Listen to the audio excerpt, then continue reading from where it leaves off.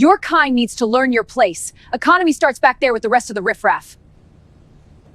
The words hit the air like a slap across the face at Chicago O'Hare International Airport's Terminal 3. Derek Morrison, 35, stood behind the SkyElite Airways first-class check-in counter with his arms crossed and contempt written across his weathered features. His navy blue uniform was pressed to perfection, his supervisor badge gleaming under the fluorescent lights. But his eyes held nothing but disdain as they fixed on the young black woman standing before him. The woman didn't flinch. She didn't raise her voice. She simply stood there in her gray hoodie and dark jeans, holding her phone with the digital boarding pass clearly visible on the screen.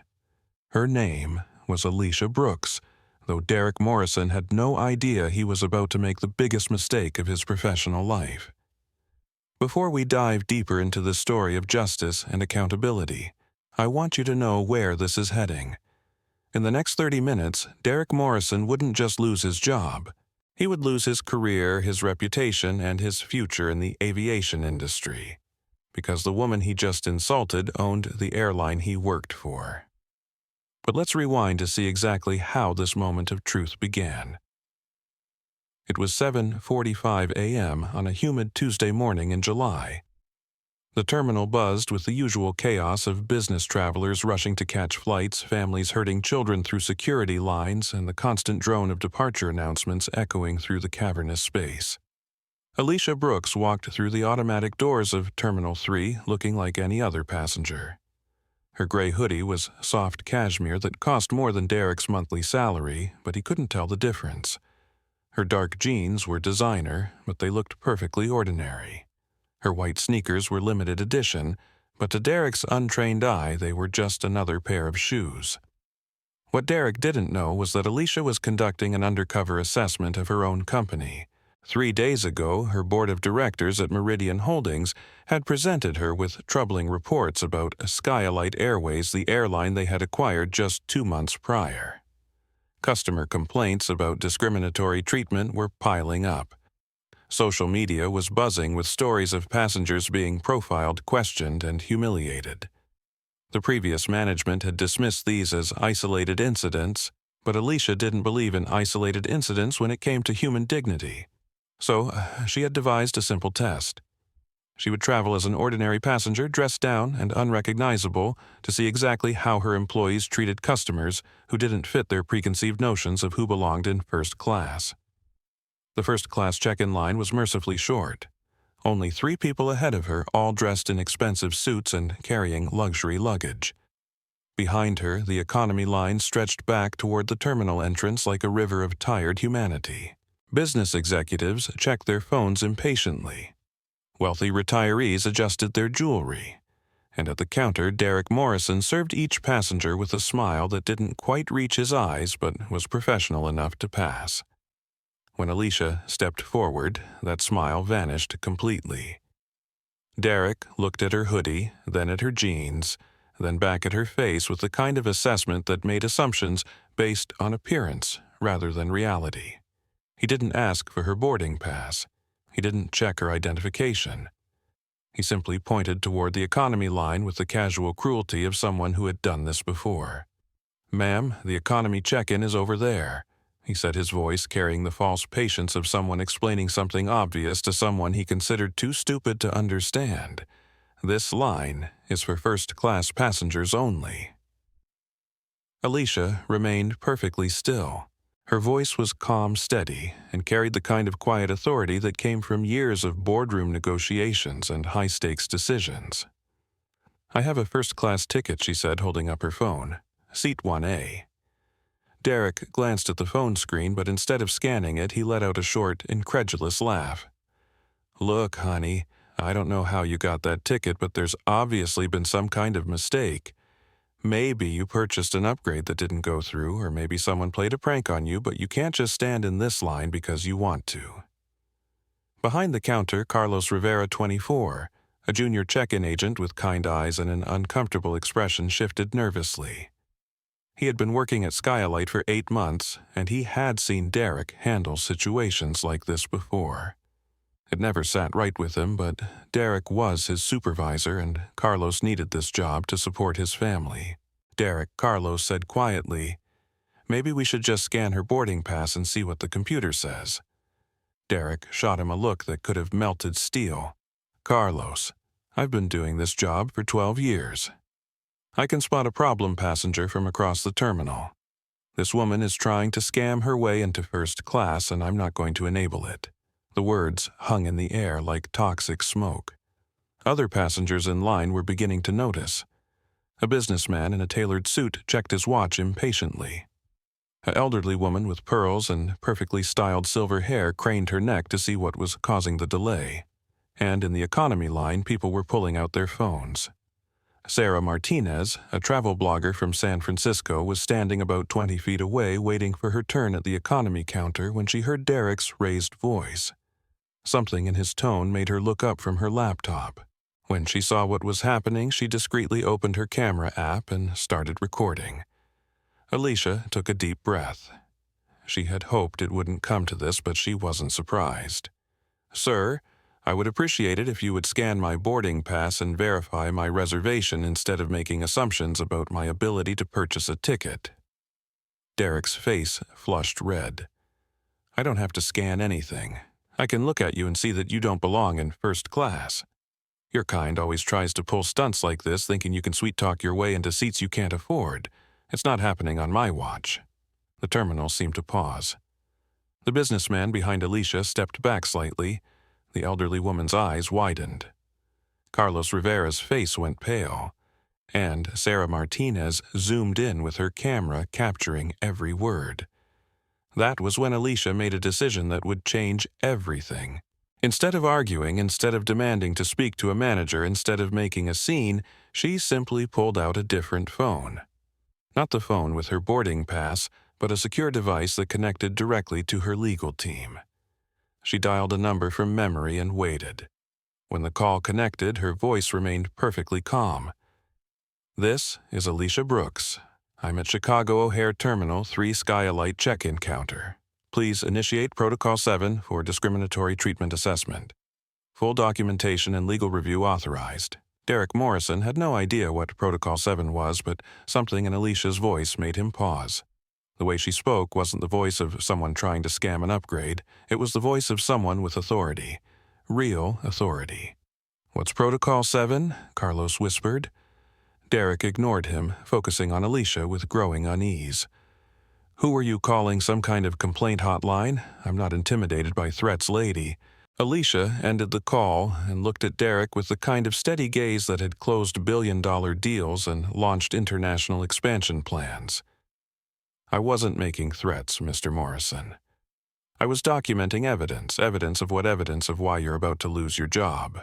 The words were spoken so quietly that Derek had to lean forward to hear them. But they hit him like a physical blow. There was something in her tone, something in the way she said his name, even though he hadn't introduced himself, something in the confidence with which she spoke that made his stomach clench with the first flutter of real fear. "Are you recording this?" he demanded, looking around at the growing crowd of passengers who had stopped to watch the confrontation. "I don't need to," Alicia replied. "Security cameras are recording everything. Your computer system is logging this interaction, and I suspect several passengers are already sharing this moment on social media." She was right. Sarah Martinez had switched to live streaming on Instagram. Her caption read, "Watching discrimination happen in real time at O'Hare. This is unacceptable." Already dozens of viewers were commenting and sharing the stream. Derek's supervisor confidence was beginning to crack. "Look, I don't know what game you're playing, but I'm going to call security if you don't move to the correct line right now." "Please do," Alicia said. "I think security would be very interested in reviewing this situation." Carlos Rivera couldn't take it anymore. "Derek, just scan her boarding pass. What's the worst that could happen?" Derek glared at him, but the mounting pressure from the growing crowd of onlookers and the strange confidence of this woman in the hoodie was beginning to wear him down. With exaggerated reluctance, he grabbed the handheld scanner from his belt and pointed it at Alicia's phone screen. The device beeped once, green light flashed, and Derek's face went white as he read the screen. Passenger Brooks Alicia. Seat 1A. Status Priority VIP. Special handling required. He blinked at the screen, then at Alicia, then back at the screen. This must be a mistake. The computer is glitching. Is it, Alicia asked, or did you just assume that a young black woman in casual clothes couldn't afford a first-class ticket? The question hung in the air like a challenge. Around them, the crowd had grown larger. Passengers were openly recording now. Sarah Martinez's live stream had gained over 200 viewers in just a few minutes, and Derek Morrison realized that he had just made the kind of mistake that could end careers. But instead of backing down, instead of apologizing, instead of recognizing that he might be wrong, Derek doubled down on his prejudice. "I don't care what that machine says," he declared loudly enough for everyone to hear. "I know fraud when I see it. You probably hacked the system or used someone else's credit card. I'm calling security and having you arrested for attempting to board with falsified documents." The silence that followed was deafening. Even the ambient noise of the terminal seemed to fade as hundreds of passengers turned to stare at the unfolding drama. Sarah Martinez's live stream viewer count jumped to over 500. Comments were pouring in faster than she could read them, and Alicia Brooks stood perfectly still, watching Derek Morrison destroy his own life with every word. "Are you absolutely certain you want to make that call?" she asked quietly. "Lady, I've never been more certain of anything in my life." Derek reached for the phone at his station, dialing the 3-digit code for airport security. While he waited for the connection, Alicia made another call on her secure device. "Margaret," she said when the call connected, "it's happening exactly as we expected. The discrimination is not just cultural, it's deliberate and aggressive. I need you to prepare immediate termination paperwork for Chicago ground staff. Also, contact our legal team. We're going to need documentation of everything that happens in the next 10 minutes. Derek overheard part of the conversation, but the words didn't quite register. He was too focused on his call to security, too committed to his version of reality, where he was the hero protecting the integrity of first-class service from fraudulent passengers. "Security. This is Derek Morrison at SkyElite Check-in Terminal 3. I need officers to respond for a passenger attempting to board with falsified credentials. Possible identity theft and credit card fraud. Female, black, approximately 25, 30, wearing a gray hoodie and jeans." He hung up with a satisfied expression. "Security will be here in 3 minutes. I hope whatever scam you're running was worth it because you're about to be arrested." Alicia looked at him with something that might have been pity. "Mr. Morrison, in your 12 years of working for this airline, how many black passengers have you accused of fraud?" The question caught him off guard. What does that have to do with anything? Answer the question. "How many?" Derek's face flushed again. "I don't keep track of race. I just know fraud when I see it. And how often do you demand verification from white passengers with first-class tickets?" That's different. How Derek opened his mouth, then closed it. Around him, the crowd was listening to every word. Sarah Martinez had turned her phone to capture his face as he struggled to answer. Carlos Rivera was staring at his supervisor with growing horror, finally understanding what kind of person he had been working for. "It's different because—" Derek started, then stopped. Because there was no good way to finish that sentence. There was no explanation that wouldn't reveal the prejudice that had driven every decision he'd made that morning. Airport security arrived just as Derek ran out of words. 2 officers, both experienced professionals who had dealt with thousands of passenger disputes, approached the check-in counter with the weary patience of people who had seen everything. "What seems to be the problem here?" asked Officer Janet Thompson, a 10-year veteran of airport security, with steel-gray hair and sharp eyes that missed nothing. Derek straightened up, his confidence returning now that backup had arrived. "This woman is attempting to board with fraudulent first-class credentials. I've verified that the ticket doesn't belong to her, and I suspect identity theft and credit card fraud." Officer Thompson looked at Alicia, taking in her calm demeanor and the way she stood without any of the nervous energy that usually accompanied people who were actually committing fraud. "Ma'am, can I see your identification and boarding pass?" Alicia handed over her driver's license and held up her phone with the digital boarding pass. Officer Thompson examined both carefully, then looked at Derek's computer screen where the verified reservation was still displayed. "Sir," she said to Derek, "according to your own system, this passenger is verified for seat 1A with special VIP handling."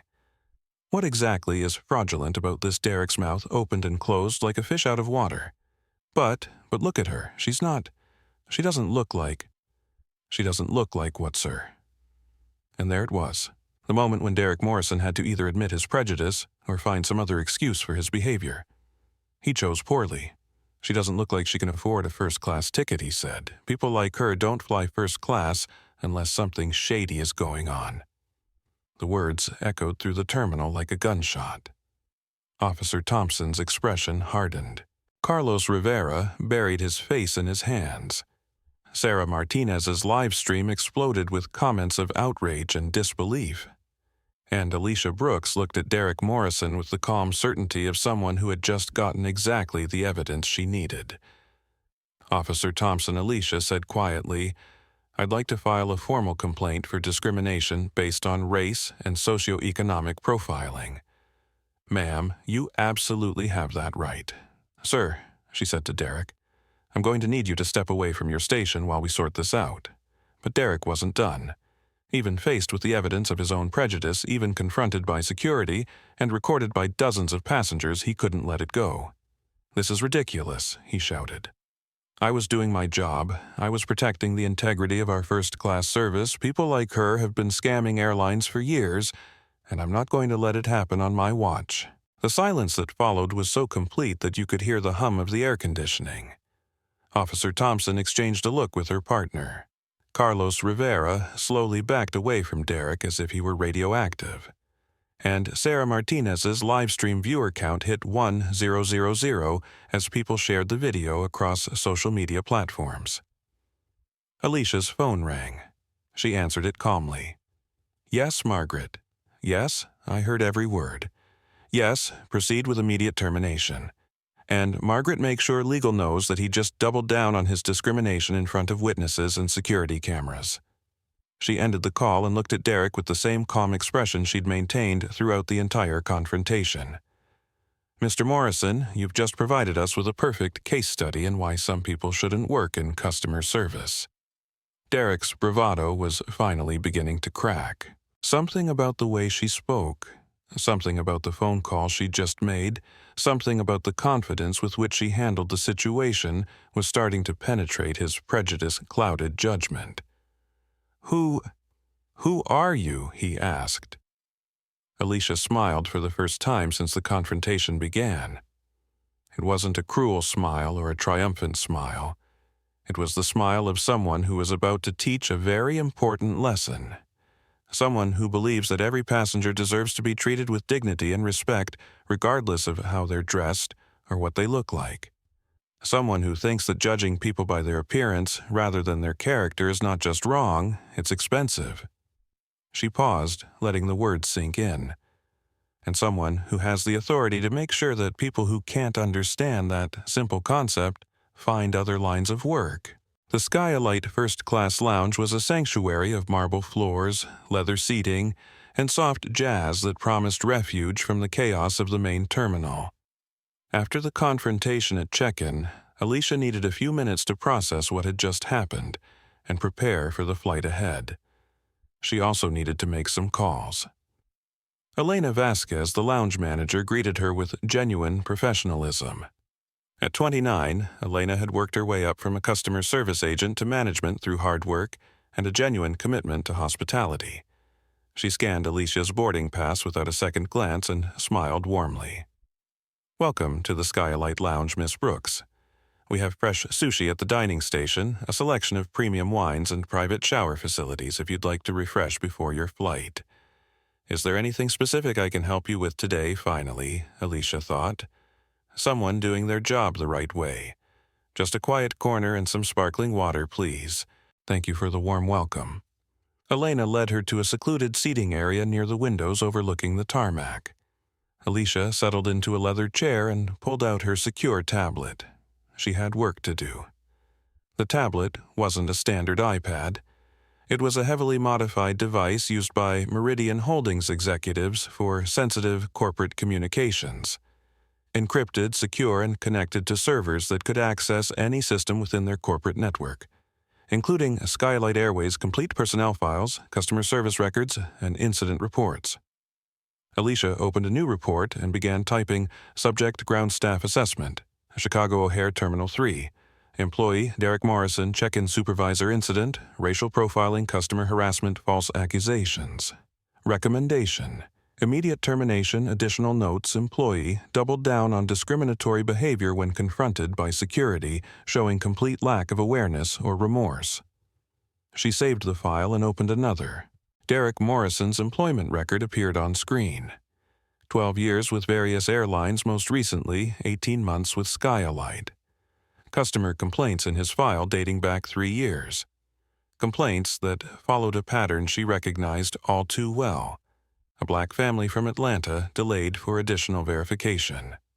A Hispanic businessman questioned about his ability to afford his ticket.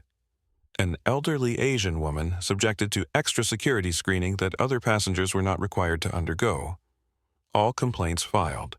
All complaints marked as unsubstantiated and resolved through counseling. Counseling that clearly hadn't worked. Her phone buzzed with a text from Margaret Collins. Her chief legal officer, Derek Morrison, has been placed on immediate suspension pending investigation.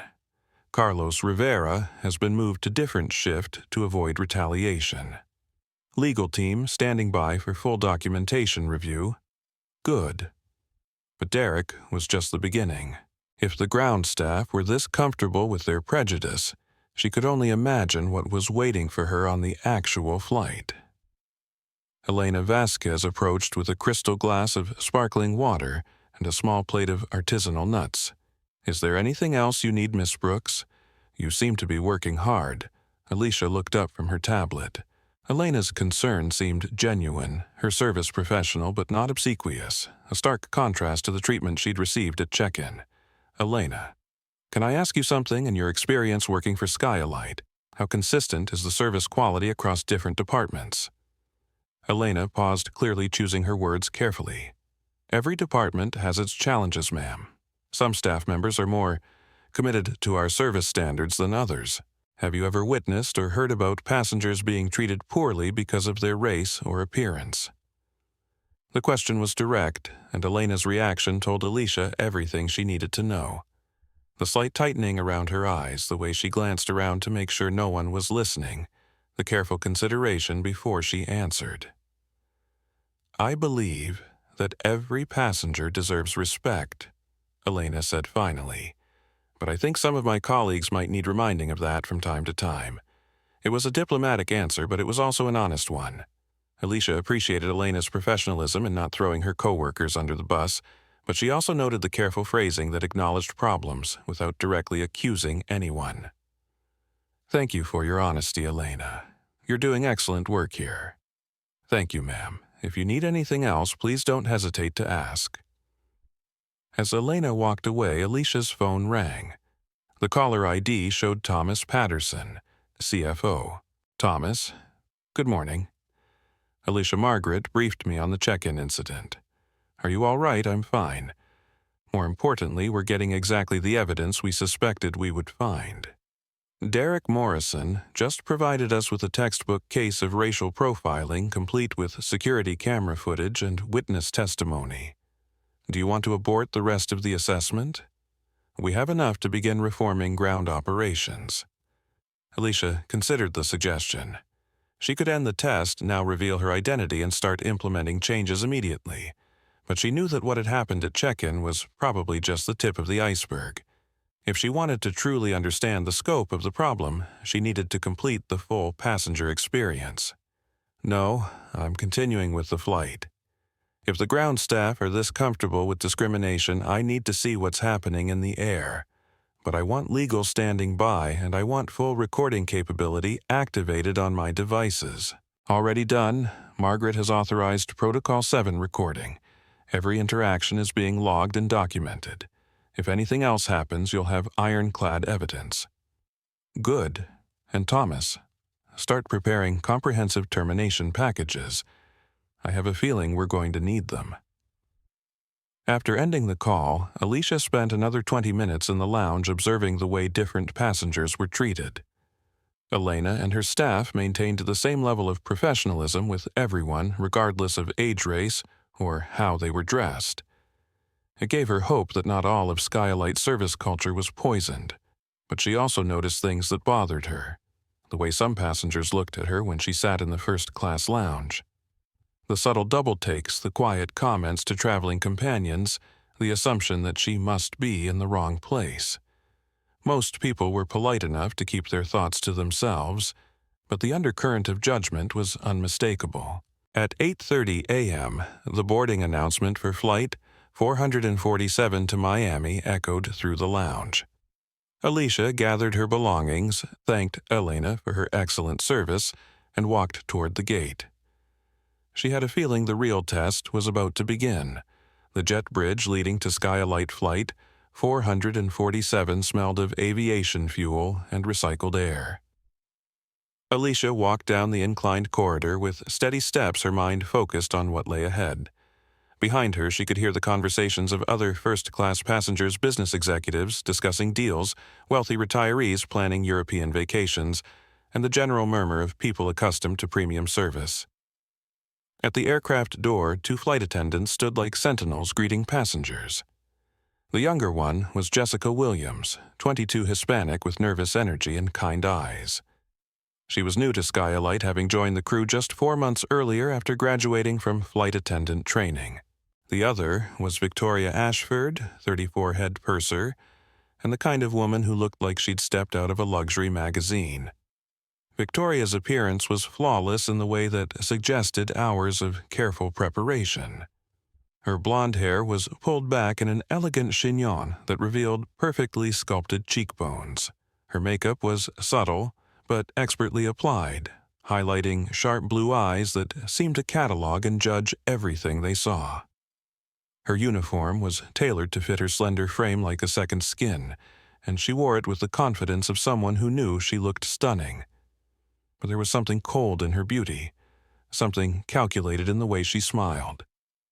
It was the smile of someone who had learned that appearance could be a weapon, that looking perfect gave you power over people who didn't meet your standards. "Welcome aboard, Mr. Blackwood," Victoria purred as Richard Blackwood, a distinguished-looking businessman in an expensive charcoal suit, approached the aircraft door.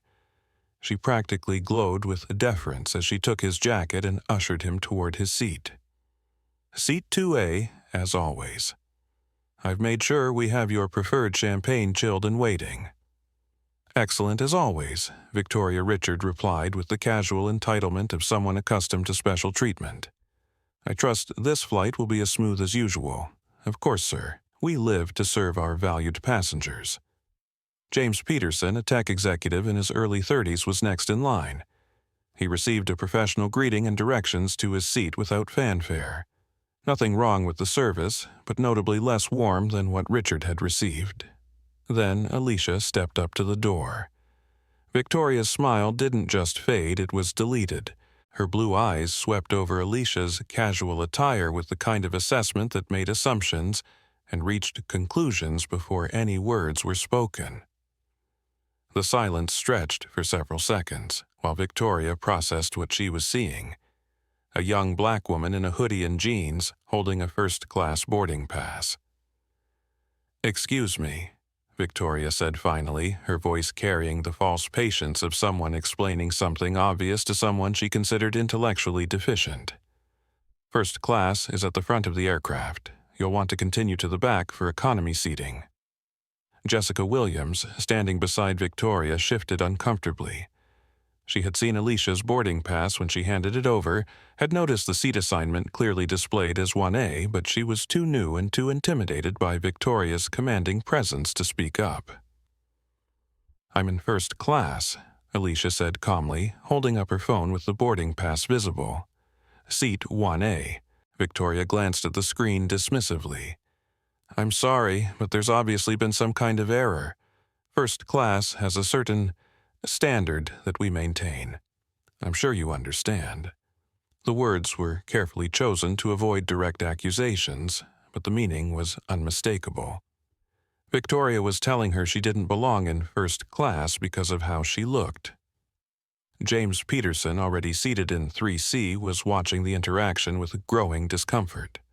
Something about Victoria's tone bothered him. He discreetly pulled out his phone and opened his social media app, thinking he might document whatever was about to happen. "What kind of standard?" Alicia asked, her voice remaining perfectly level. Victoria's smile became even more artificial. "Well, we expect our first-class passengers to dress appropriately for the premium cabin experience. It's about maintaining the right atmosphere for all our valued guests. And you've determined that my clothing doesn't meet that standard. I'm just trying to prevent any awkwardness for you or the other passengers. Perhaps we can arrange an upgrade for a future flight when you're more appropriately dressed." The condescension in Victoria's voice was like acid. She wasn't just refusing service, she was doing it in a way designed to humiliate and diminish. This wasn't policy. It was personal prejudice dressed up in corporate language. Richard Blackwood, already seated and sipping his champagne, called out from his seat. "Is there some kind of problem? We're supposed to be departing soon?" Victoria turned toward him with an apologetic smile. "Just a small seating confusion, Mr. Blackwood. Nothing that can't be resolved quickly." She turned back to Alicia with renewed confidence, emboldened by Richard's impatience. "I'm going to have to ask you to move to your correct seat now. We need to begin our departure preparations." Alicia remained perfectly still. "I would like you to scan my boarding pass and verify my seat assignment through your system. That won't be necessary. I can see clearly that there's been a mistake. Scan it."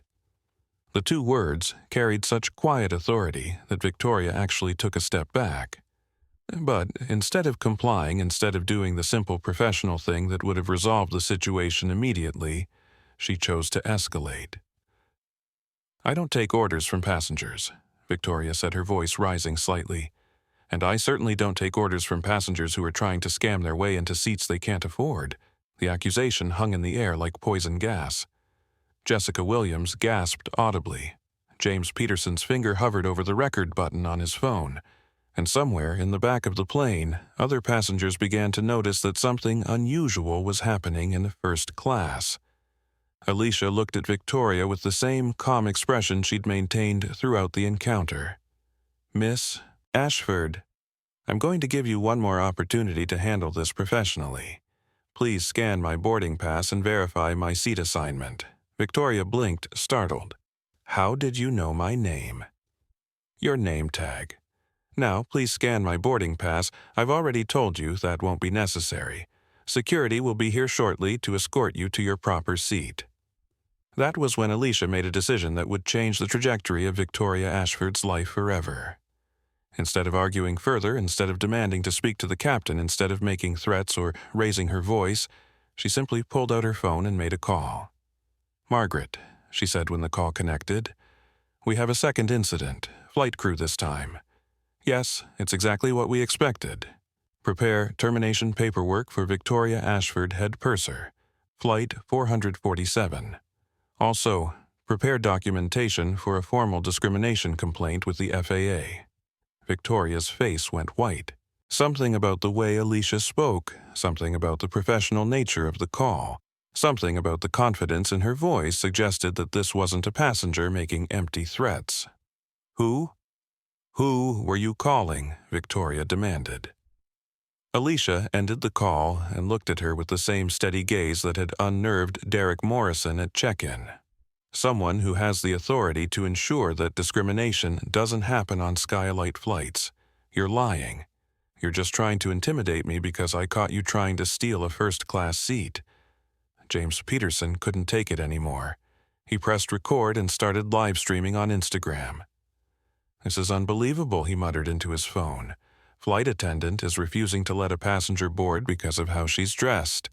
The live stream immediately began gaining viewers.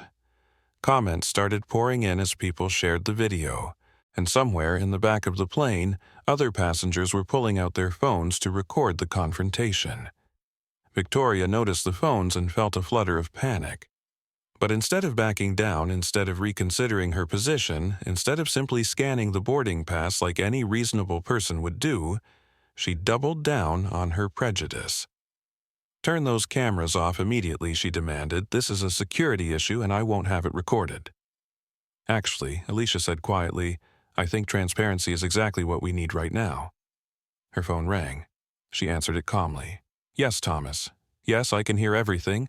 Yes, she just called it a security issue and demanded that witnesses stop recording. Please make sure legal has all of this documented." She ended the call and looked at Victoria with something that might have been pity.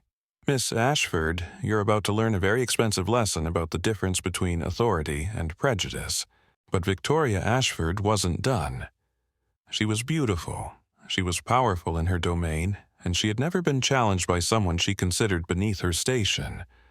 The idea that this woman in casual clothes could threaten her position was absurd. So she made the decision that would end her career. "Security to first class immediately," she announced over the aircraft intercom. "We have a passenger attempting to board with fraudulent credentials, possible identity theft and credit card fraud." The announcement echoed through the cabin, ensuring that every passenger on the flight would witness what came next. James Peterson's live stream viewer count jumped to over 500. Comments were exploding across the screen, and Alicia Brooks stood perfectly calm watching Victoria Ashford destroy her own future one word at a time. The aircraft cabin fell into an uncomfortable silence after Victoria's announcement. Every passenger within earshot turned to stare at the unfolding drama in first class. The hum of the air conditioning seemed louder somehow, and even the usual bustle of passengers settling into their seats paused as people tried to understand what they were witnessing. Victoria Ashford stood in the doorway of the aircraft like a beautiful sentinel, her perfectly applied makeup and elegant uniform creating a stark contrast with the ugliness of her words. She looked at Alicia with the kind of cold satisfaction that comes from believing you've just won a battle. In her mind, she had successfully protected the sanctity of first class from someone who clearly didn't belong there. "People like you don't fly first class," Victoria said, her voice carrying clearly through the cabin. "You may have found some way to game the system, but I've been doing this job for 8 years and I know fraud when I see it. Security will escort you to your real seat in the back, where people like you belong."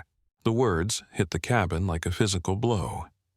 James Peterson, still live-streaming from seat 3C, zoomed in on Victoria's face as she spoke.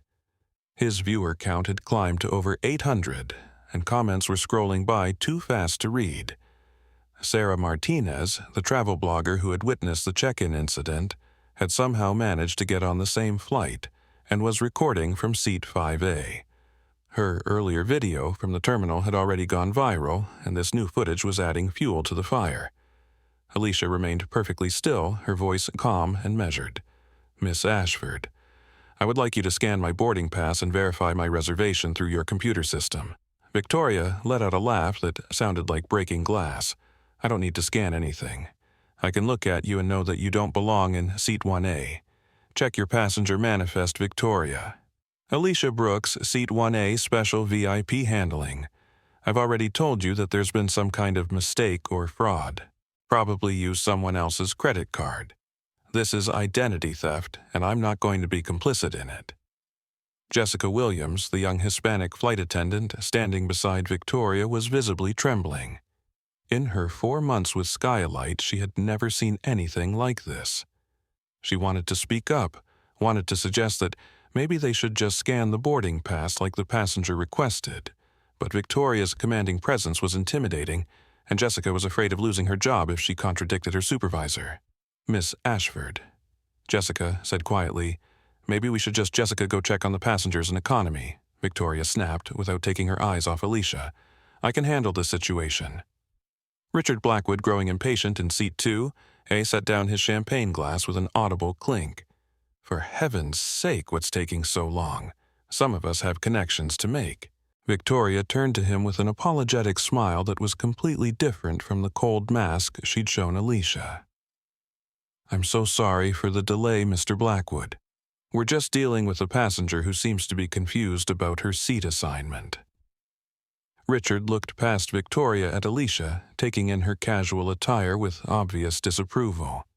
"Well, it's obvious she doesn't belong in first class. Why don't you just move her to where she's supposed to be so we can get on with the flight?"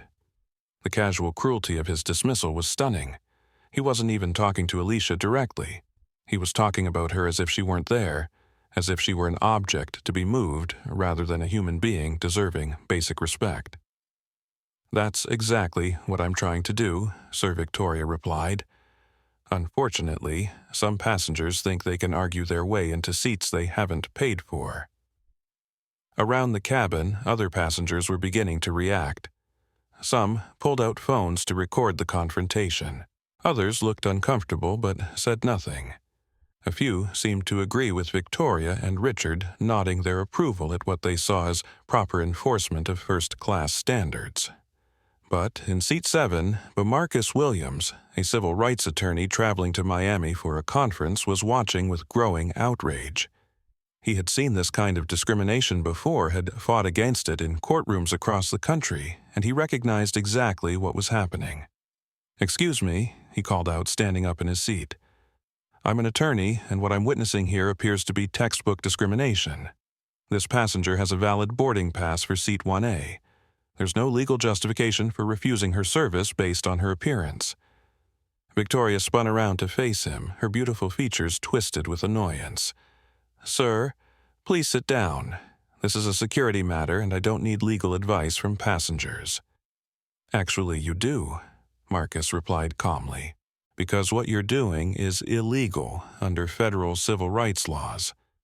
And since everyone is recording this, you're creating evidence that could be used against both you personally and this airline in a discrimination lawsuit." James Peterson's live stream exploded with comments. Viewers were sharing the video across social media platforms. The hashtag SkyElite discrimination was starting to trend. And Victoria Ashford was completely oblivious to the fact that her career was being destroyed in real time. "I don't care who you think you are," Victoria said to Marcus. "I'm the head purser on this aircraft, and I have the authority to determine passenger seating based on security and safety concerns." "What security concern?" Alicia asked quietly. "I'm standing calmly, speaking respectfully, and asking only that you verify my seat assignment through your computer system." "What exactly is the security threat?" Victoria turned back to her, and for a moment her mask slipped. The real Victoria showed through, not the professional flight attendant, not the customer service representative, but the woman who believed that certain people belonged in certain places and that it was her job to enforce those boundaries. "The security threat is fraud," she said. "The threat is people like you thinking you can scam your way into first class by pretending to be someone you're not. The threat is passengers who lie about their ability to afford premium seating and then expect us to just go along with it. People like me. You know exactly what I mean." And there it was, the raw prejudice that had been lurking beneath the surface of every interaction. Victoria Ashford had just revealed that her objections had nothing to do with security, nothing to do with procedures, and everything to do with her assumption that a young black woman in casual clothes couldn't legitimately belong in first class. Alicia's phone rang. She answered it calmly, her voice carrying clearly through the now silent cabin. "Yes, Margaret." "Yes, I heard every word." "Yes, she just made it explicitly clear that this is about race, not security. Please proceed with immediate termination paperwork and contact the FAA about discrimination complaints." She ended the call and looked at Victoria with the same steady gaze that had unnerved everyone she'd encountered that morning. "Miss Ashford, you've just provided us with a perfect example of why some people shouldn't work in customer service." Victoria's confidence was beginning to crack. Something about the professional nature of Alicia's phone call, something about the way she spoke with calm authority, something about the growing crowd of witnesses was starting to penetrate her prejudice-clouded judgment. Who do you keep calling people who have the authority to ensure that passengers are treated with dignity and respect, regardless of their race or appearance? You're lying. You're just trying to intimidate me because I caught you trying to steal a seat. That was when Richard Blackwood made his contribution to the disaster. Standing up in his seat and turning to face the cabin full of recording passengers, he declared in a voice loud enough for everyone to hear, "This is exactly what's wrong with air travel today. People who can't afford first class trying to sneak in through some kind of scam and then crying discrimination when they get caught. I fly this route every month, and I know what a real first-class passenger looks like. He gestured toward Alicia with obvious disdain. Look at her. Does she look like she can afford a $2,000 ticket? That jewelry is probably fake, those clothes are clearly cheap, and she's probably hoping to get an upgrade by making a scene. The silence that followed was deafening. Even Victoria looked uncomfortable with Richard's naked prejudice. Marcus Williams was standing again, his lawyer's mind already cataloging the evidence for future legal proceedings. And Alicia Brooks stood perfectly calm in the center of the storm, watching her employees and passenger destroy their own lives with every word. James Peterson's live stream had gained over 500 viewers. Comments were pouring in from people expressing outrage, disbelief, and support for the passenger being discriminated against. The hashtag SkyElite discrimination was trending nationally. News outlets were beginning to pick up the story, and none of the people involved in creating this disaster had any idea that they were about to become infamous. Mr. Blackwood, Alicia said quietly, "You've just made some very interesting assumptions about my financial status based on my appearance." "Would you care to explain the logic behind those assumptions?" Richard puffed up with the confidence of someone who had never been challenged about his prejudices. Logic. It's obvious. People who can afford first class dress appropriately and conduct themselves with proper decorum. They don't try to sneak into premium cabins wearing hoodies and sneakers. And you've determined that my clothing indicates I can't afford this ticket, lady. That hoodie probably cost $20 at Target. Those jeans look like something a college student would wear. And those sneakers are definitely not the kind of footwear you'd expect from someone with money. What Richard didn't know was that Alicia's hoodie was hand-woven cashmere from a boutique Italian designer that cost more than his monthly salary. Her jeans were from a luxury denim company that celebrities wore on red carpets. And her sneakers were limited edition collector's items that sold for more than most people spent on their cars. But, more importantly, what Richard didn't know was that it didn't matter. Even if her clothes had come from discount stores, even if she had dressed in the cheapest possible attire, she still deserved to be treated with dignity and respect.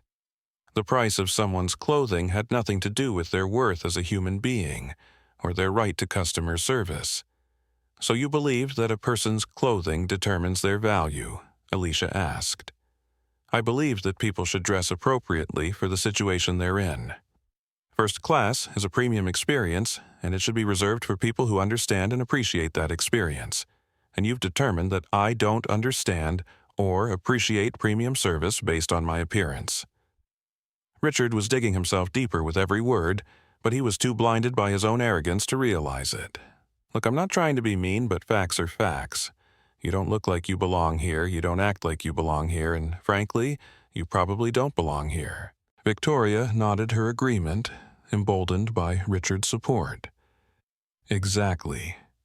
This is about maintaining standards and protecting the experience for passengers who actually paid for first-class service. Marcus Williams couldn't contain himself any longer. What you're both describing is textbook discrimination. You're making assumptions about this passenger's ability to afford her ticket based solely on her race and clothing. That's illegal, it's morally wrong, and it's being recorded by dozens of witnesses. "Oh, please," Richard scoffed. "Everything is discrimination these days. Sometimes a scam is just a scam, and sometimes people need to be called out for trying to get something they haven't earned. And how exactly have you determined that she hasn't earned her seat by looking at her?" And there it was again. The admission that their objections were based entirely on appearance, not on any actual evidence of wrongdoing. Richard Blackwood and Victoria Ashford had just confessed to discrimination in front of a cabin full of witnesses and live-streaming cameras. Alicia's phone rang again. She answered it with the same calm professionalism she'd displayed throughout the entire confrontation. "Yes, Thomas. Yes, I heard every word. Yes, they've made it completely clear that this is about race and socioeconomic profiling. Please add Mr. Blackwood to the permanent no-fly list and ensure that legal has documentation of all his statements." She ended the call and looked at Richard with the same steady gaze that had unnerved everyone else. Mr. Blackwood, you've just provided us with an excellent example of how prejudice can destroy someone's life in real time. Richard's face was beginning to turn red. Are you threatening me because I don't respond well to threats from people trying to scam their way into first class? I'm not threatening anyone. I'm simply documenting evidence of discrimination for future legal proceedings. Legal proceedings, you're going to sue because a flight attendant caught you trying to steal a seat. I'm going to ensure that passengers are treated with dignity and respect, regardless of their appearance or race. Victoria was getting nervous. The phones, the calls, the calm confidence with which this passenger was handling the situation, none of it matched her assumptions about someone trying to scam their way into first class. Real fraudsters usually became defensive when challenged. They made excuses, got angry, or tried to leave quickly. They didn't calmly make professional phone calls and speak about legal proceedings with the confidence of someone who actually had legal resources. Look, Victoria said, her voice beginning to waver.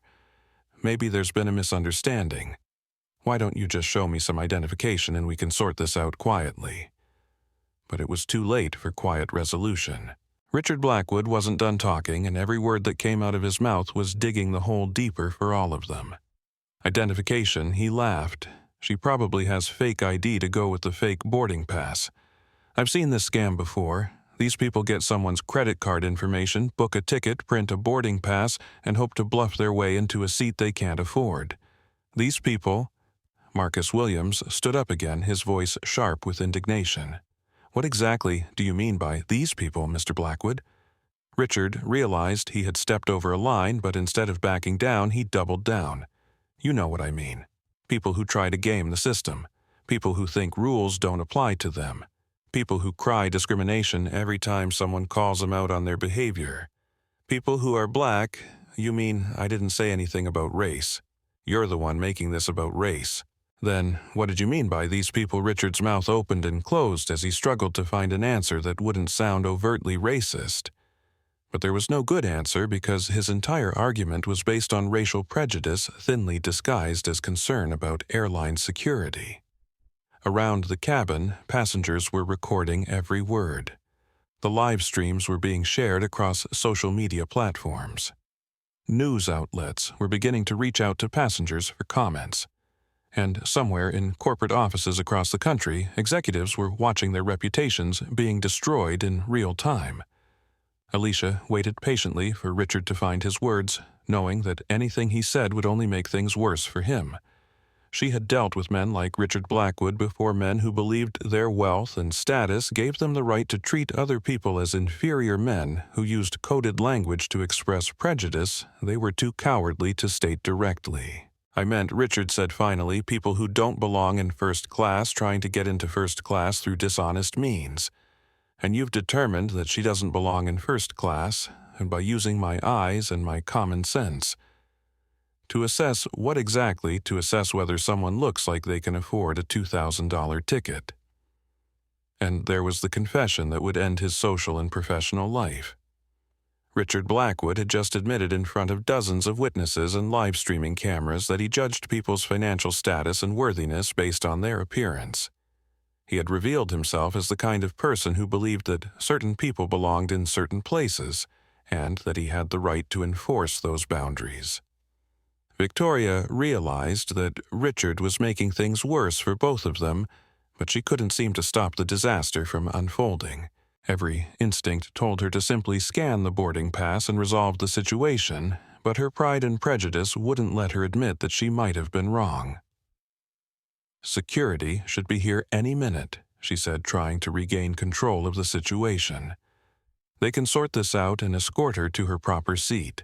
And if security determines that my seat assignment is correct, Alicia asked, then we'll figure it out. Will you apologize for your assumptions? Victoria's silence was answer enough. Even faced with the possibility that she might be wrong, even confronted with the evidence of her own prejudice, she couldn't bring herself to consider that she might owe this passenger an apology. That silence stretched through the cabin like a spreading stain. Everyone could see it now, the ugly truth beneath the professional uniforms and polite language. This wasn't about security or procedures or maintaining standards.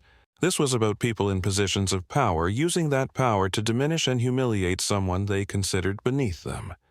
James Peterson's live stream had reached 2,000 viewers. The comments were a mix of outraged support for the passenger and calls for boycotts of SkyElite Airways. The hashtag SkyElite discrimination was spreading across Twitter, Instagram, and TikTok. And traditional media outlets were beginning to pick up the story. But the real disaster was just beginning. Because security was about to arrive, and Alicia Brooks was about to reveal exactly who she was and why the people who had discriminated against her were about to lose everything. Airport security arrived in the form of Officer Janet Thompson and her partner, Officer Mike Rodriguez, the same team that had responded to the check-in incident. They boarded the aircraft with the weary professionalism of people who had seen every possible passenger dispute and expected this to be just another routine problem to solve. But the moment they stepped into the first-class cabin, they could feel the tension. Passengers were recording with their phones, 2 people were live streaming, and the energy in the confined space was electric with barely contained conflict. "What seems to be the problem here?" Officer Thompson asked, looking between Victoria and Alicia with the neutral expression of someone determined to get facts before making judgments. Victoria straightened her uniform and put on her most professional voice. "Officers, thank you for responding so quickly. We have a passenger who appears to be traveling on fraudulent credentials. She's refusing to move to her correct seat and has been disruptive to other passengers." Officer Thompson looked at Alicia, who was standing quietly in the same spot she had occupied throughout the entire confrontation. "Ma'am, you seem pretty calm for someone who's supposedly being disruptive." "What's your side of the story? I have a valid boarding pass for seat 1A, Alicia replied calmly. "I've asked multiple times for the flight crew to scan my boarding pass and verify my reservation, but they've refused to do so. Instead, they've made assumptions about my ability to afford this ticket based on my appearance and race." Officer Rodriguez frowned. "Ma'am, we actually dealt with you earlier at the check-in counter, didn't we? With a supervisor who made similar accusations. You did. That situation was resolved when it was determined that my credentials were valid and that the accusations were based on discriminatory profiling." Victoria's face went pale.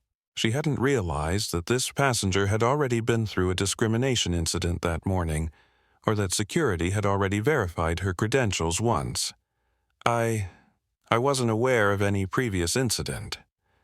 "Maybe you should have been," Officer Thompson said dryly.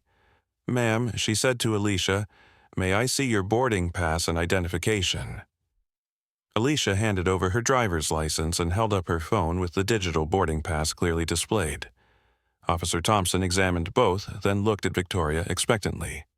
"Miss Ashford, do you have a scanner to verify this passenger's reservation?" Victoria hesitated. She had been so certain of her assumptions, so confident in her prejudice, that she hadn't considered what would happen when those assumptions were proven wrong. Yes, but I can tell just by looking that there's been some kind of mistake. Scan it, please." The request was polite, but carried the weight of authority. Victoria had no choice but to pull the handheld scanner from her belt and point it at Alicia's phone screen. The device beeped once, and a green light flashed. Passenger Brooks Alicia. Seat 1A, status priority VIP, special handling required. The reading appeared on Victoria's scanner screen, visible to everyone nearby. Officer Thompson looked at the display, then at Victoria with an expression of professional disappointment. "Miss Ashford, this passenger's credentials are valid. Her seat assignment is correct." What exactly is the problem here? Victoria stared at the scanner as if it had betrayed her. The evidence was right there, undeniable and clear, but she still couldn't process that her assumptions had been completely wrong. But look at her," Victoria stammered. "She doesn't look like she belongs in first class." Officer Rodriguez stepped closer to Victoria, his voice carrying a warning. "Miss Ashford, you just admitted to discriminating against a passenger based on her appearance. Do you understand that what you're describing is illegal?" Richard Blackwood, who had been watching the exchange with growing unease, decided to insert himself into the situation. "Officers, I think you're misunderstanding what happened here. This woman has been disruptive and argumentative throughout this entire process. The flight attendant was just trying to maintain order and security. Officer Thompson turned to face him. And you are Richard Blackwood, Seat 2A. I'm a frequent flyer with this airline, and I can tell you that this kind of behavior is exactly what's wrong with air travel today. What kind of behavior? Richard gestured toward Alicia with obvious disdain. Passengers who try to cause problems and then claim discrimination when they're held to reasonable standards. What standards? Appropriate dress. Proper conduct, basic respect for the premium cabin experience. Officer Thompson looked at Alicia, who was still standing quietly, speaking calmly, and showing no signs of the disruptive behavior Richard was describing. Sir, this passenger appears to be conducting herself appropriately. She's spoken respectfully, complied with requests for identification, and hasn't raised her voice or caused any kind of disturbance. Well, she's being argumentative about her seat assignment. Her seat assignment that we've just verified as correct. Richard's mouth opened and closed as he realized he had just undermined his own argument. But instead of backing down, instead of recognizing that he might be wrong, he doubled down on his prejudice. Look, I don't care what that computer says. I've been flying first class for 20 years, and I know what a first-class passenger looks like. She doesn't belong here, and everyone can see it. The words hung in the air like toxic smoke. Around the cabin, passengers were recording every word. James Peterson's live stream had gained over 3,000 viewers. Comments were exploding across social media platforms, and Richard Blackwood was destroying his own reputation one sentence at a time. Marcus Williams stood up again from his seat in economy. Officer, I'm an attorney, and I want to state for the record that what we're witnessing is clear-cut discrimination. This passenger has been subjected to different treatment based solely on her race and appearance. Stay out of this, Richard snapped. This is between the flight crew and a passenger who's trying to scam her way into first class. Actually, Sir Officer Thompson interjected. This is a legal matter now. Federal law prohibits discrimination in air travel based on race, and we have multiple witnesses documenting exactly that kind of discrimination. Victoria was beginning to panic. The situation was spiraling out of control. The evidence was clearly against her, and she was starting to realize that her career might be in jeopardy. Officers, I was just following standard security procedures. When passengers don't match the profile of typical first-class travelers, we're supposed to verify their credentials. You were supposed to verify her credentials. Officer Rodriguez said, which you could have done by scanning her boarding pass. Instead, you refused to scan it and made assumptions based on her appearance. I was protecting the integrity of the first-class cabin. From what Victoria struggled to find an answer that wouldn't sound overtly racist. From inappropriate passengers who might disrupt the experience for other travelers. What made this passenger inappropriate? And there it was, the question that would force Victoria to either admit her prejudice or continue lying in front of witnesses and cameras. She chose poorly. She's dressed inappropriately. She doesn't act like she understands first-class etiquette. And she became argumentative when I tried to redirect her to her proper seat. Her proper seat being 1A in first class, which we've now verified is correct. Victoria's silence was damning.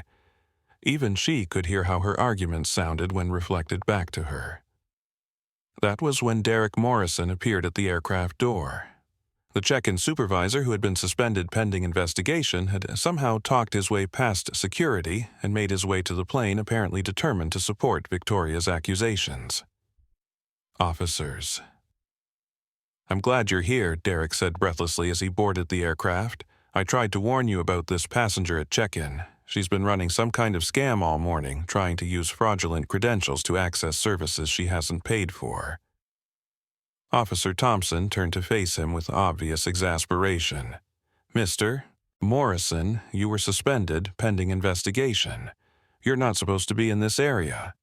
I know, but I couldn't let this fraud get away with it. She probably has accomplices waiting to meet her in Miami. This is clearly part of some larger operation. Derek's conspiracy theories were so ridiculous that even Richard looked uncomfortable. But Derek wasn't done making things worse. Officers, you need to understand, people like her have been targeting airlines for months. They use stolen credit card information to book tickets, create fake boarding passes, and then cry discrimination when they get caught. It's an organized scam, and she's probably just one member of a larger network. The silence that followed Derek's rant was deafening. Even Victoria looked embarrassed by his wild accusations. Officer Rodriguez was making notes in his incident report. And Alicia Brooks stood perfectly calm, watching her tormentors dig their own graves with every word. Mr. Morrison, Officer Thompson said slowly, "You just accused this passenger of credit card fraud, identity theft, and being part of a criminal conspiracy. Do you have any evidence to support these accusations? Just look at her. Does she look like she can afford first class? That's not evidence, sir, that's prejudice." Derek's face flushed red. "I've been working in this industry for 12 years. I know suspicious behavior when I see it. What you see is a black woman in casual clothes, and you've assumed she's a criminal based on that observation alone. That's not... I didn't say anything about race. You didn't have to. Your actions spoke louder than words. Around the cabin, passengers were recording every word of Derek's meltdown. His conspiracy theories and obvious prejudice were being broadcast live to thousands of viewers. The hashtag SkyElite discrimination was trending nationally. And somewhere in corporate offices, executives were watching their company's reputation crumble in real time. But the disaster wasn't over yet, because Alicia Brooks was about to reveal exactly who she was, and the people who had discriminated against her were about to learn what real power looked like. Jessica Williams, the young flight attendant who had watched this entire confrontation unfold, finally found her courage. "Miss Ashford," she said quietly, "maybe we should just apologize to Miss Brooks and get the flight ready for departure." Victoria spun around to face her subordinate with fury. "Jessica, I told you to go check on economy passengers. This situation doesn't concern you." "But she's right," Jessica replied, her voice growing stronger. "We should have just scanned her boarding pass from the beginning. All of this could have been avoided if we had just done our job professionally. Are you questioning my authority? I'm questioning your judgment." The rebellion from her own crew member was the last straw for Victoria. She had been challenged by the passenger, embarrassed by security, undermined by witnesses, and now her own subordinate was publicly questioning her decisions. Her carefully controlled mask of professional competence finally cracked completely. "Fine," Victoria shouted loud enough for the entire cabin to hear. "You want me to treat her like she belongs here. You want me to pretend that someone dressed like a college student deserves first-class service. You want me to ignore everything I know about proper standards and customer profiling." The words echoed through the cabin like a confession. Victoria had just admitted to profiling customers based on appearance. She had revealed the ugly prejudice that had driven every decision she'd made that morning, and she had done it in front of dozens of witnesses and live-streaming cameras. Officer Thompson was already reaching for her handcuffs. "Miss Ashford, you just confessed to discriminating against passengers based on their appearance and race. You're under arrest for violating federal civil rights laws." But before she could move, Alicia's phone rang. She answered it calmly, her voice carrying clearly through the now silent cabin. "Yes, Margaret. Yes, I heard every word of their confessions. Yes, Victoria Ashford just admitted to customer profiling based on race and appearance. Yes, Derek Morrison just accused me of being part of a criminal conspiracy. And yes, Richard Blackwood has made multiple statements confirming that his objections are based solely on my appearance." She paused, listening to the voice on the other end of the call. "Please proceed with immediate termination paperwork for both airline employees.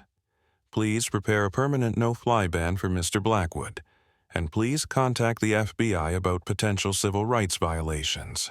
She ended the call and looked at the three people who had spent the last hour trying to humiliate and diminish her. Her voice remained perfectly calm, but now it carried the unmistakable weight of authority. "My name is Alicia Brooks. I am the Chief Executive Officer of Meridian Holdings, the parent company that acquired SkyElite Airways 2 months ago. As of this morning, I own this airline, this aircraft, and your employment contracts." The silence that followed was so complete that you could hear the hum of the aircraft's electrical systems. Victoria's face went white as bone. Derek stumbled backward as if he'd been hit. Richard's mouth fell open in shock, and around the cabin passengers were recording the moment when prejudice met its reckoning. "Miss Ashford, you're fired. Mr. Morrison, you're fired. Mr. Blackwood, you're banned from flying with any Meridian Holdings subsidiary for life. And all three of you are about to become the subject of federal civil rights investigations." The revelation hit the cabin like an earthquake.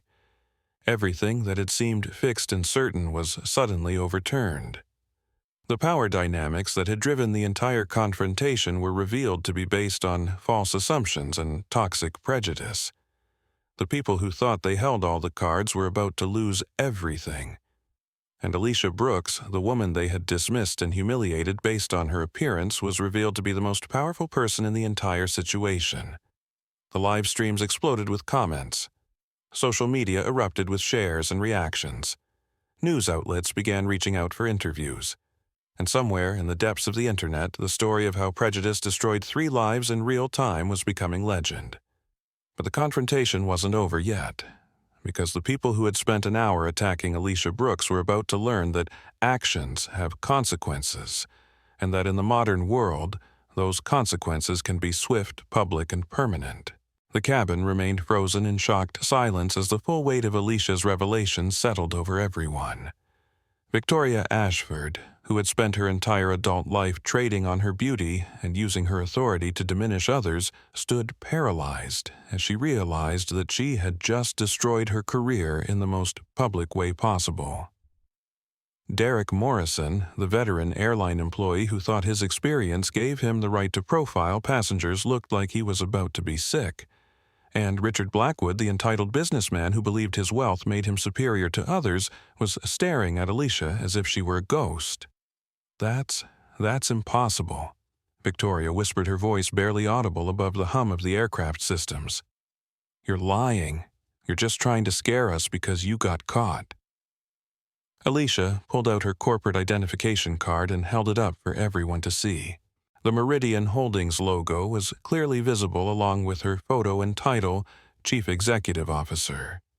She then pulled out a folder of documents from her carry-on bag documents that she had brought specifically for this assessment. Meridian Holdings acquired SkyElite Airways for $2.3 billion on May 15th of this year.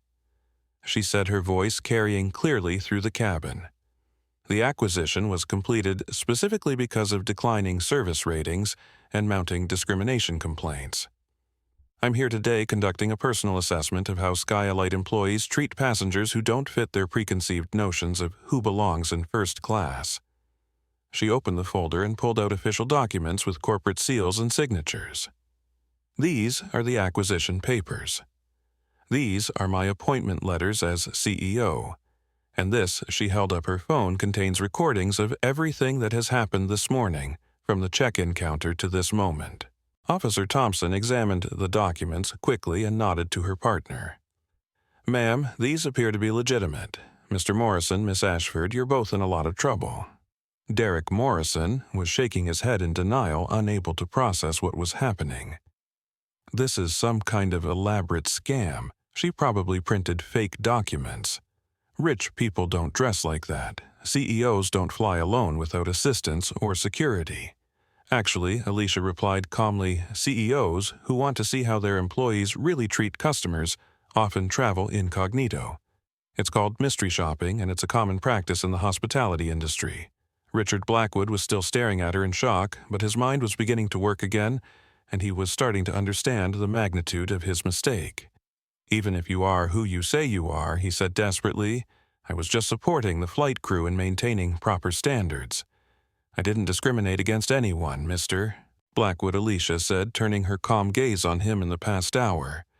"You have made multiple statements indicating that you believe a person's worth can be determined by their clothing, that people who dress casually don't belong in first class, and that someone's appearance indicates their financial status.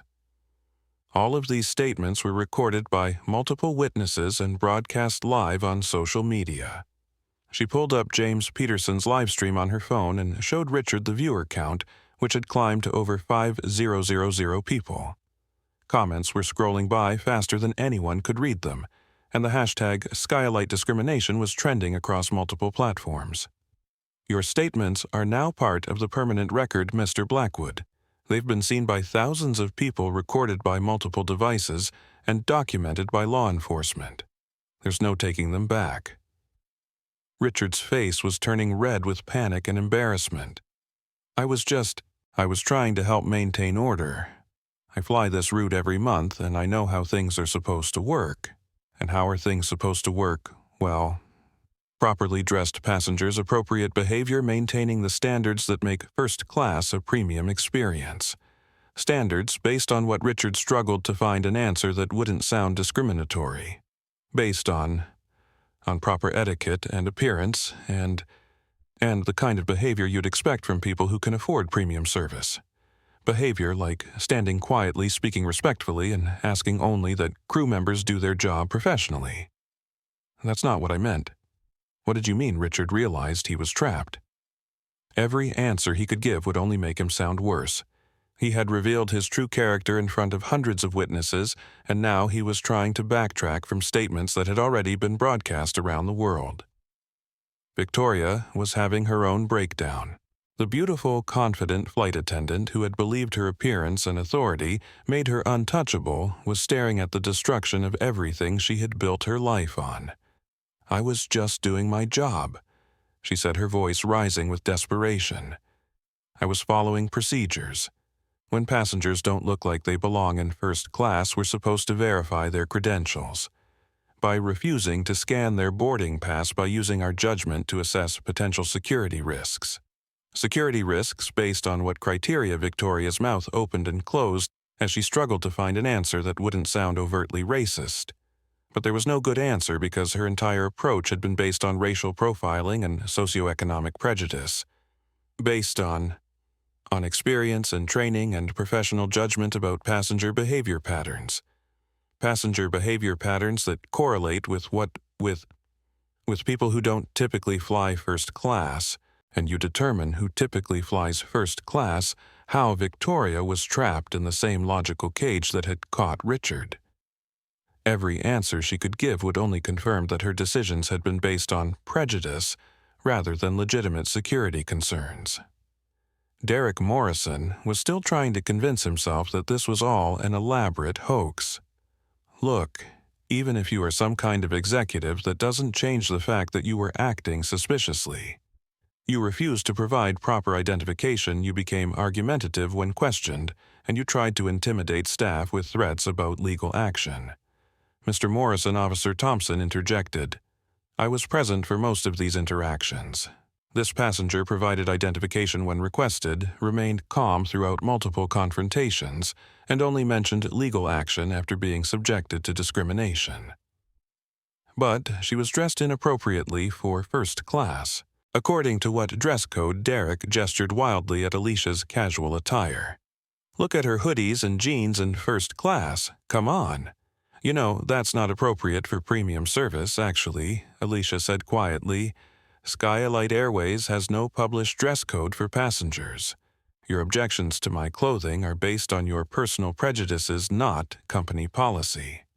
Derek's face went white, as he realized he had been making up rules to justify his discrimination. Well, there should be a dress code. First class is supposed to be exclusive. Exclusive of what or whom? And there it was again, the question that forced Derek to either admit his prejudice or continue lying in front of witnesses. He chose to keep digging. Exclusive of people who don't appreciate the premium experience, who don't understand how to behave in an upscale environment, who think they can just walk in off the street and expect 5-star service. People like me. People who try to scam their way into situations they haven't earned. And you determined that I was scamming based on what evidence? Based on the obvious fact that you don't belong in first class. Derek had just confessed to discrimination in the clearest possible terms. He had admitted that his objections were based not on any evidence of wrongdoing, but on his assumption that certain people belonged in certain places and that he had the right to enforce those boundaries. Around the cabin, passengers were recording every word of Derek's meltdown. His prejudice and ignorance were being broadcast live to thousands of viewers. The hashtag SkyElite discrimination was trending internationally. And somewhere in corporate offices, executives who had never heard of Derek Morrison were watching him destroy their company's reputation in real time.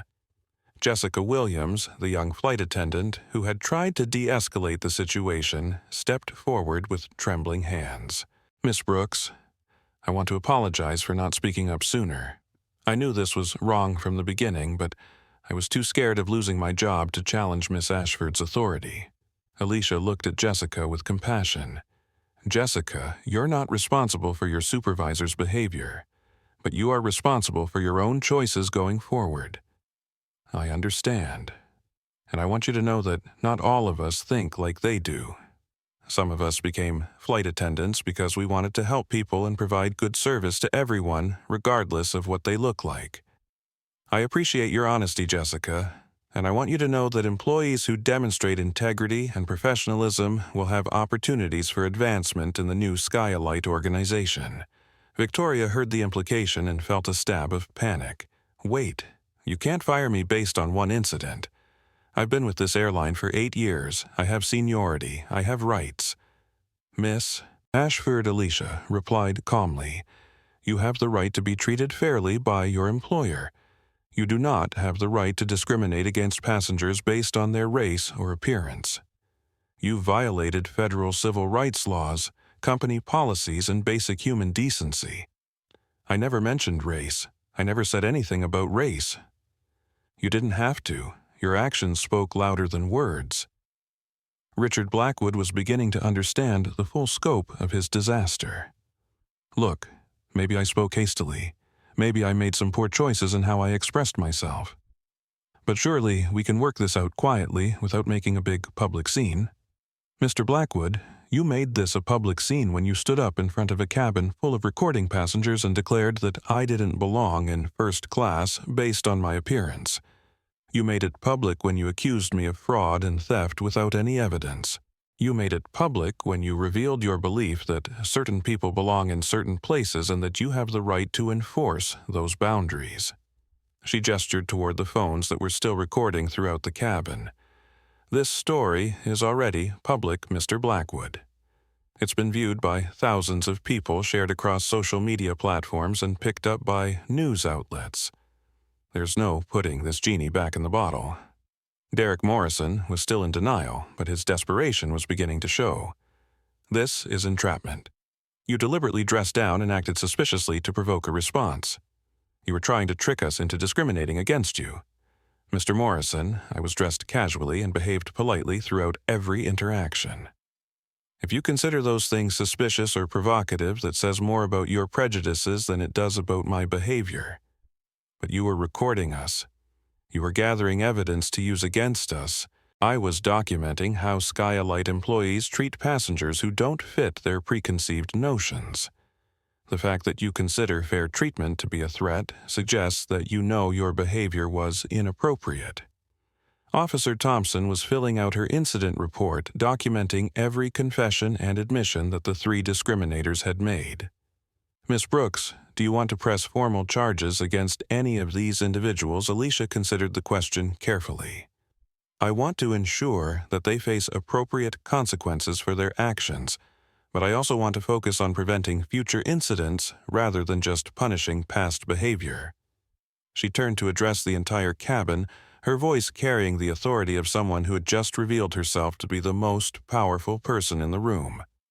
What happened here today wasn't an isolated incident. It was the result of a culture that allows prejudice to masquerade as professionalism. Starting today, that culture ends. Her phone rang again. She answered it calmly. "Yes, Margaret. Yes, proceed with the immediate terminations. Yes, contact the FAA about implementing new anti-discrimination training requirements. And yes, schedule a press conference for this afternoon." She ended the call and looked at Victoria, Derek, and Richard with the same steady gaze that had unnerved them throughout the entire confrontation. "Miss Ashford, Mr. Morrison, your employment with SkyElite Airways is terminated effective immediately.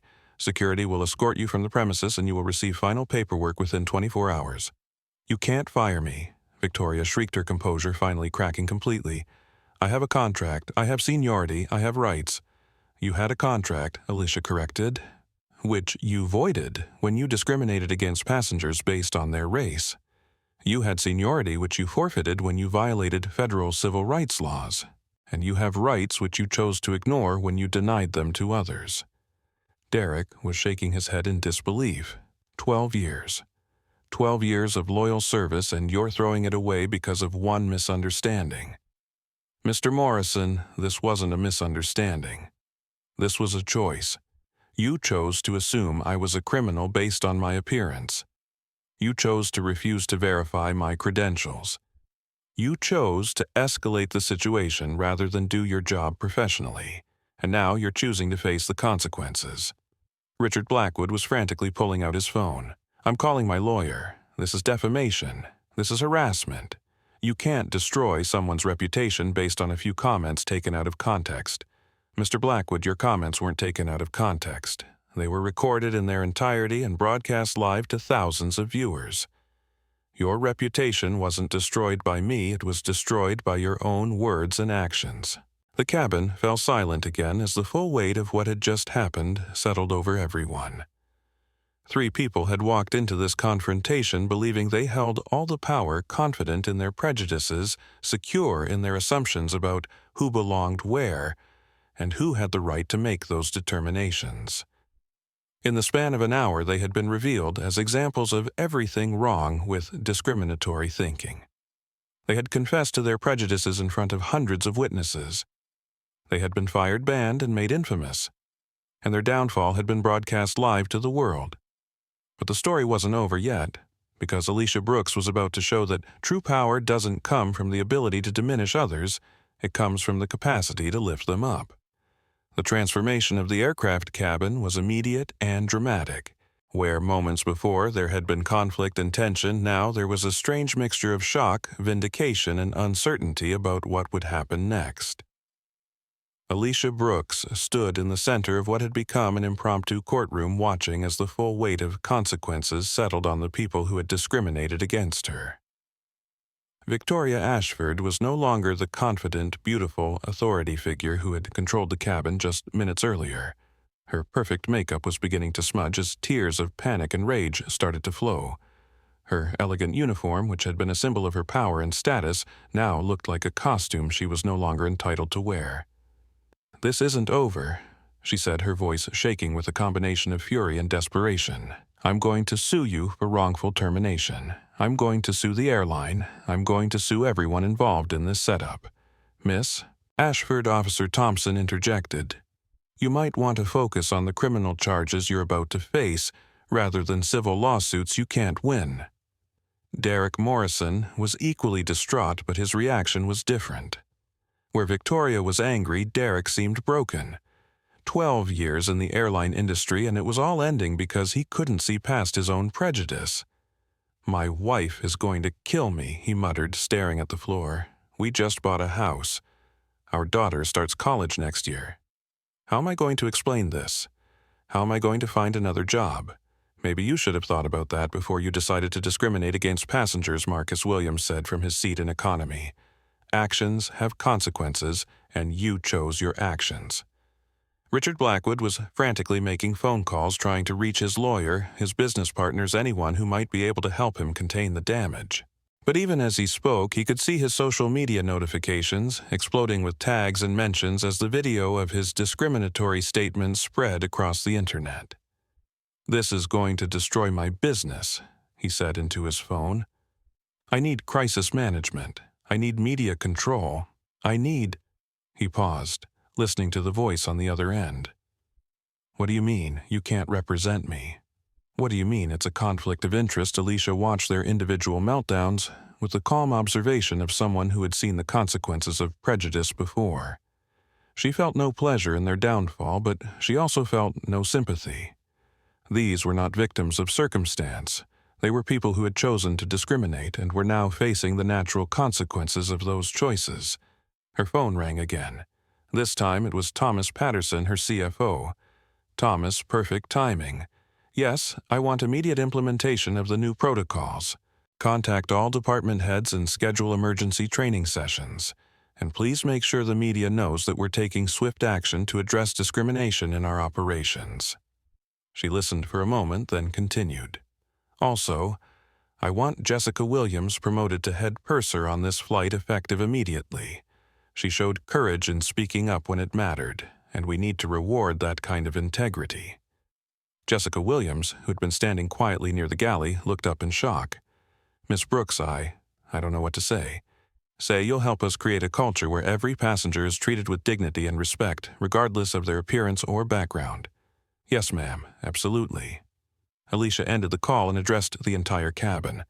"Ladies and gentlemen, I want to apologize for the disruption to your travel experience.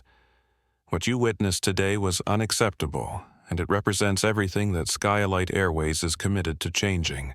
She paused, looking around at the passengers who had recorded the entire confrontation. "I also want to thank those of you who documented what happened. Transparency and accountability are the only ways to ensure that discrimination doesn't happen again." James Peterson, who had been live-streaming the entire confrontation, raised his hand slightly. "Miss Brooks, my stream has been viewed by over 8,000 people. Do you have any message for them?" Alicia considered the question carefully. She knew that whatever she said next would be recorded and shared, that it would become part of the permanent record of this incident. "I want everyone to understand that what happened here today wasn't just about one airline or 3 individuals," she said, her voice carrying clearly through the cabin and into the thousands of devices recording her words. "This was about a culture that has allowed prejudice to masquerade as professionalism for too long." She paused, choosing her words carefully.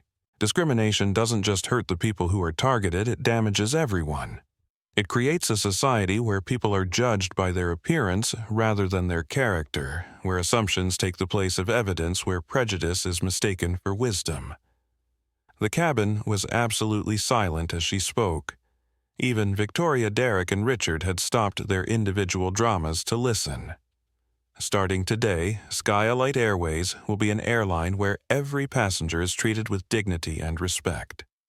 We will not tolerate discrimination in any form. We will not allow prejudice to determine how our customers are served.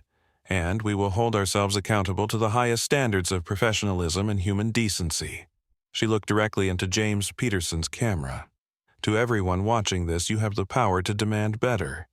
You have the right to be treated fairly regardless of how you look or where you come from, and you have the responsibility to speak up when you see discrimination happening to others." The impromptu speech was interrupted by the arrival of additional security personnel and what appeared to be corporate representatives from SkyElite. They boarded the aircraft quickly and efficiently, clearly having been briefed on the situation. Miss Brooks, said a woman in a business suit who appeared to be in charge of the corporate response team, "I'm Sarah Richardson, Vice President of Operations. We have termination paperwork prepared and legal representatives standing by." "Excellent. Please ensure that both terminated employees are escorted from the premises immediately and that their access to all company systems is revoked." Victoria overheard the conversation and made one last desperate attempt to save her career. "Wait, you can't do this. I was following procedures. I was protecting the integrity of the first-class cabin. I was Miss Ashford," Alicia interrupted calmly. "You were discriminating against passengers based on their race and appearance. You've confessed to this discrimination in front of hundreds of witnesses and thousands of online viewers.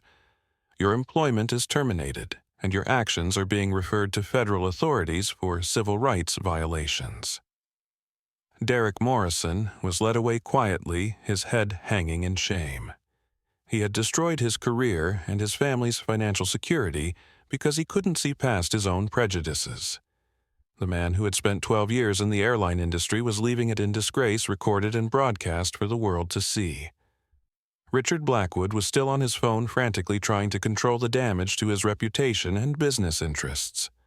But the video of his discriminatory statements was already viral, shared across social media platforms, and picked up by news outlets. His investment firm would likely fire him within hours. His social standing was destroyed, and his name would forever be associated with the kind of prejudice that most people claimed no longer existed. As the three discriminators were escorted from the aircraft, the atmosphere in the cabin began to shift. The tension that had dominated the space for the past hour was dissipating, replaced by a strange sense of catharsis and justice. "Excuse me," said an elderly woman from seat 4B, her voice wavering with emotion. "I want you to know that I'm ashamed of how long I sat silent while that young lady was being mistreated. I should have spoken up sooner." "Ma'am," Alicia replied gently, "the important thing is that you recognize it was wrong. That awareness is the first step toward change." Marcus Williams stood up again, his lawyer's instincts engaged. "Miss Brooks, I want to offer my services if you need legal support for the civil rights aspects of this case. What happened here today was textbook discrimination, and the perpetrators should face the full consequences of their actions. Thank you, Mr. Williams. We'll be in touch." Sarah Richardson was coordinating with the aircraft crew to prepare for departure. "Miss Brooks, we have a replacement crew standing by if needed, but Jessica Williams and the other flight attendants are prepared to continue service if you're comfortable with that." Alicia looked at Jessica, who was standing straighter now, her nervousness replaced by determination. "Jessica, how do you feel about leading this crew for the remainder of the flight, honored ma'am? And committed to making sure every passenger receives excellent service. Then let's continue to Miami." As the aircraft prepared for departure, Alicia settled into seat 1A, the seat that Victoria Ashford had insisted she didn't deserve, the seat that Derek Morrison had claimed was fraudulently obtained, the seat that Richard Blackwood had declared she didn't belong in. She looked out the window at the Chicago skyline and reflected on the morning's events.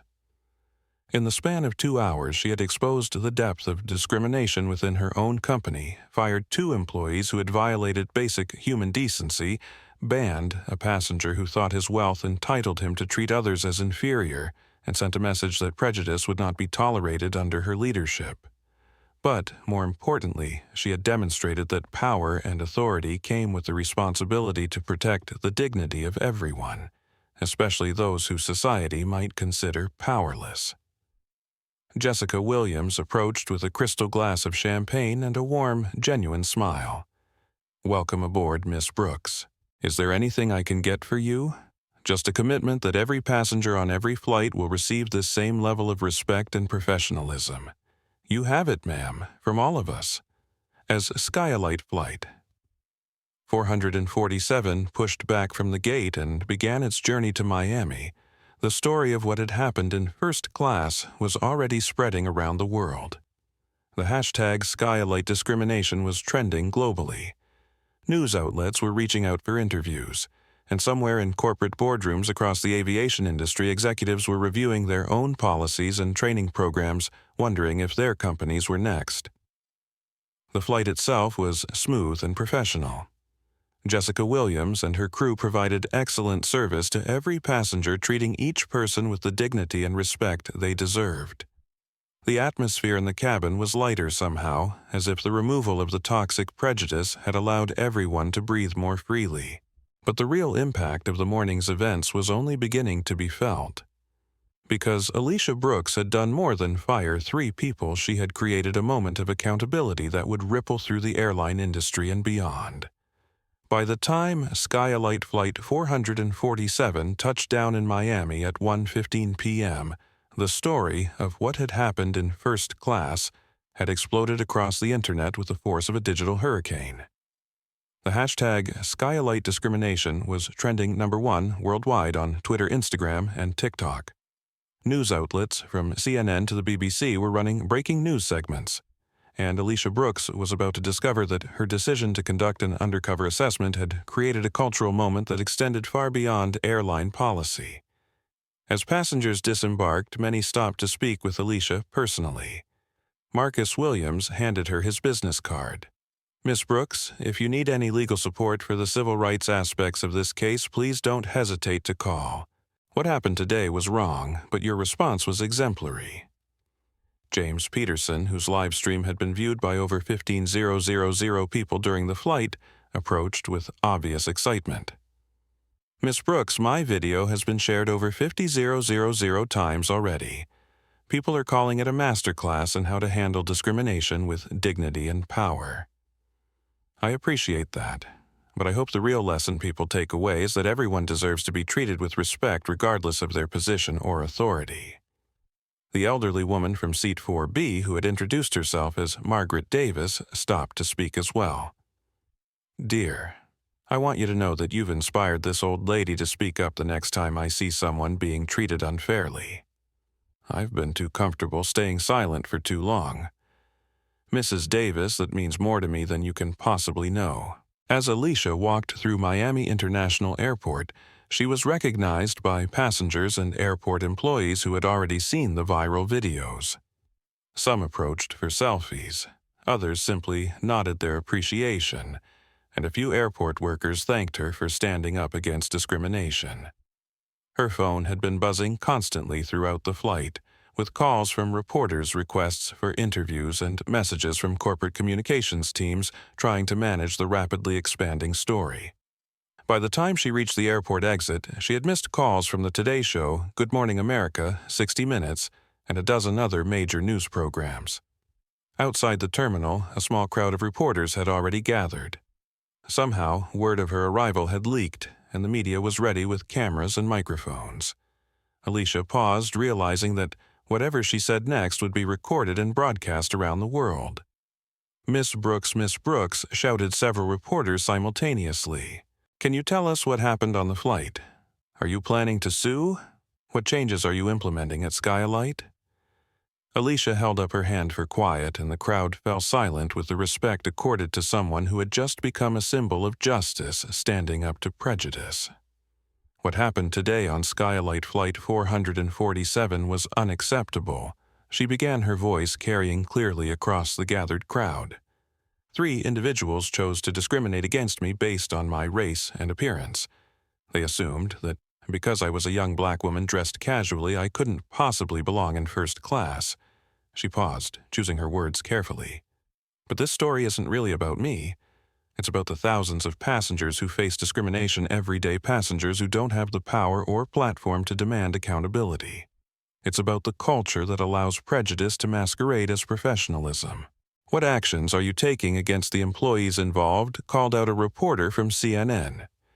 The employees who discriminated against passengers have been terminated immediately.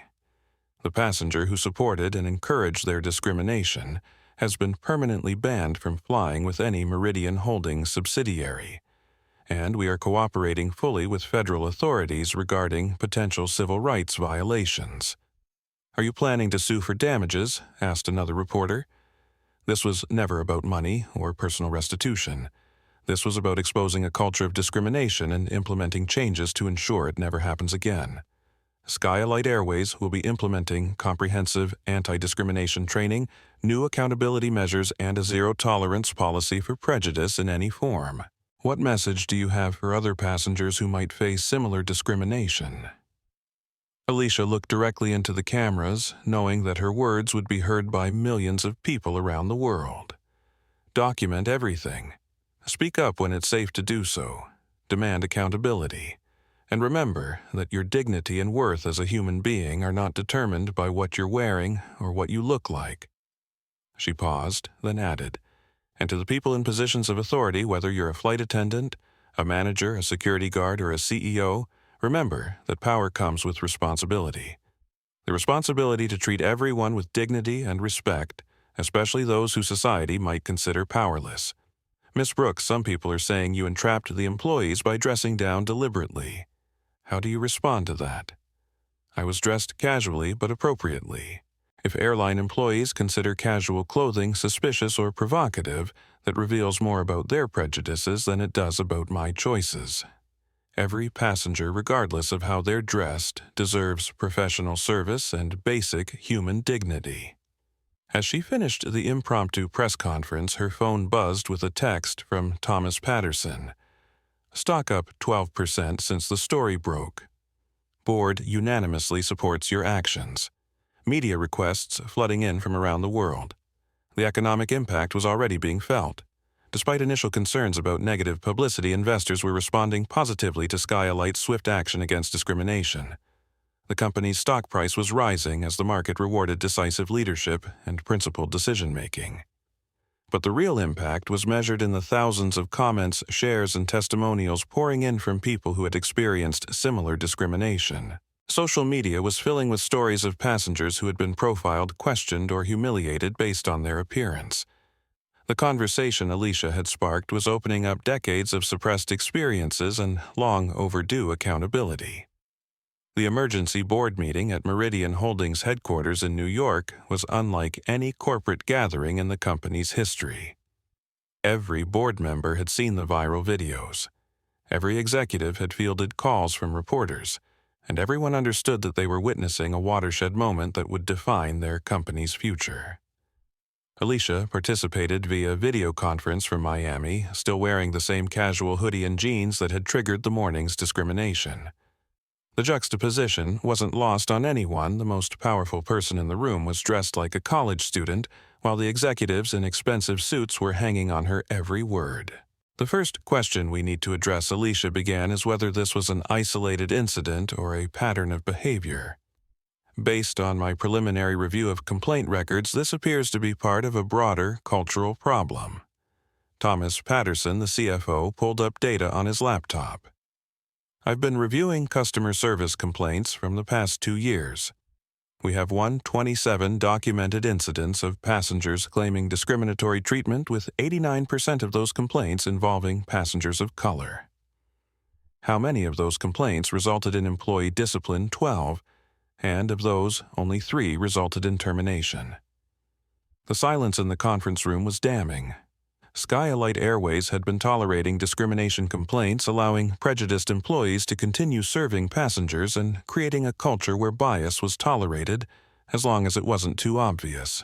Margaret, Alicia said, addressing her chief legal officer, "What's our potential liability exposure significant?" Each of those 127 complaints represents a potential civil rights violation. The Department of Justice could initiate a pattern and practice investigation. The NAACP has already issued a statement calling for a federal probe. And class action lawyers are circling. Good. We deserve scrutiny. We've allowed this culture to persist, and now we need to face the consequences while implementing real change. The board members exchanged nervous glances. Most corporate executives would be focused on limiting liability and controlling damage. Alicia was talking about embracing accountability and welcoming federal oversight. "What specific changes are you proposing?" asked Dr. Sarah Williams, the board's Ethics and Compliance Chair. Complete overhaul of customer service training with mandatory anti-bias education for all passenger-facing employees. Implementation of real-time complaint tracking with immediate escalation protocols. Third-party auditing of service practices across all operations. And zero tolerance for discrimination with immediate termination for confirmed violations. "That's going to be expensive," noted Robert Martinez, the operations director. "Discrimination lawsuits are more expensive. Damaged reputation is more expensive. Losing customers because they don't feel safe flying with us is more expensive." She was right, and everyone knew it. The cost of implementing comprehensive anti-discrimination training and oversight would be minimal compared to the potential legal and reputational damage of maintaining the status quo. "I want every employee to understand that we're not just changing policies, we're changing culture," Alicia continued. "This isn't about political correctness or sensitivity training. This is about basic human decency and professional competence." "What about the media response?" asked Jennifer Liu, the corporate communications director. "Full transparency. We admit that we had a problem, we explain what we're doing to fix it, and we commit to ongoing accountability. No corporate speak, no evasion, no minimizing what happened. That's a risk. Admitting fault could increase our legal exposure. Denying reality would increase our moral exposure. I'd rather face lawsuits with integrity than avoid them through deception." The conversation continued for 2 hours, with Alicia outlining a comprehensive transformation plan that would touch every aspect of SkyElite's operations. New hiring practices that emphasized emotional intelligence and cultural competency. revised training programs that included real-world scenarios and bias recognition, enhanced complaint procedures that empowered passengers and protected employees who reported discrimination. But perhaps most importantly, she announced the creation of a new position, Chief Diversity and Inclusion Officer, who would report directly to her and have the authority to investigate complaints, impose discipline, and implement changes without interference from other departments. I want someone in this role who has personal experience with discrimination, who understands the impact of bias on real people, and who has the courage to challenge authority when necessary, she said. This isn't going to be a token position or a public relations gesture. This is going to be a senior executive with real power and the mandate to use it. As the meeting concluded, the board members were clear on the path forward. SkyElite Airways was going to become a leader in anti-discrimination practices, not because it was good for public relations, but because it was the right thing to do. The stock market agreed. By the close of trading that day, Meridian Holdings stock had gained 15%, with analysts praising the company's swift action and principled leadership. Investors were betting that companies with strong ethical standards and inclusive cultures would outperform those that clung to outdated practices. But the real measure of success wouldn't be found in stock prices or corporate policies. It would be found in the experiences of individual passengers, people like Marcus Williams, who had witnessed discrimination, people like Jessica Williams, who had found the courage to speak up, and people like the thousands of passengers who flew every day hoping to be treated with dignity and respect. The transformation of SkyElite Airways had begun not in a boardroom or a training manual, but in the first-class cabin of Flight 447, where a young black woman in a hoodie had refused to accept that her appearance determined her worth. And that refusal had changed everything. The immediate aftermath was just the beginning. Because real change doesn't happen in corporate announcements or media interviews, it happens in the daily interactions between human beings and the choices people make when they think no one is watching, and in the courage to stand up for what's right even when it's difficult. Alicia Brooks had started a conversation that extended far beyond airline policy. She had created a moment of accountability that would ripple through the travel industry and beyond. And she had demonstrated that true leadership wasn't about commanding respect. It was about demanding justice for everyone, especially those who society might consider powerless. The viral videos from Flight 447 had been viewed millions of times. The hashtag SkyElite discrimination had sparked thousands of testimonials from people sharing their own experiences with bias. And somewhere in airports and airplanes around the world, employees were beginning to think twice before making assumptions about passengers based on their appearance. Change was coming to the airline industry.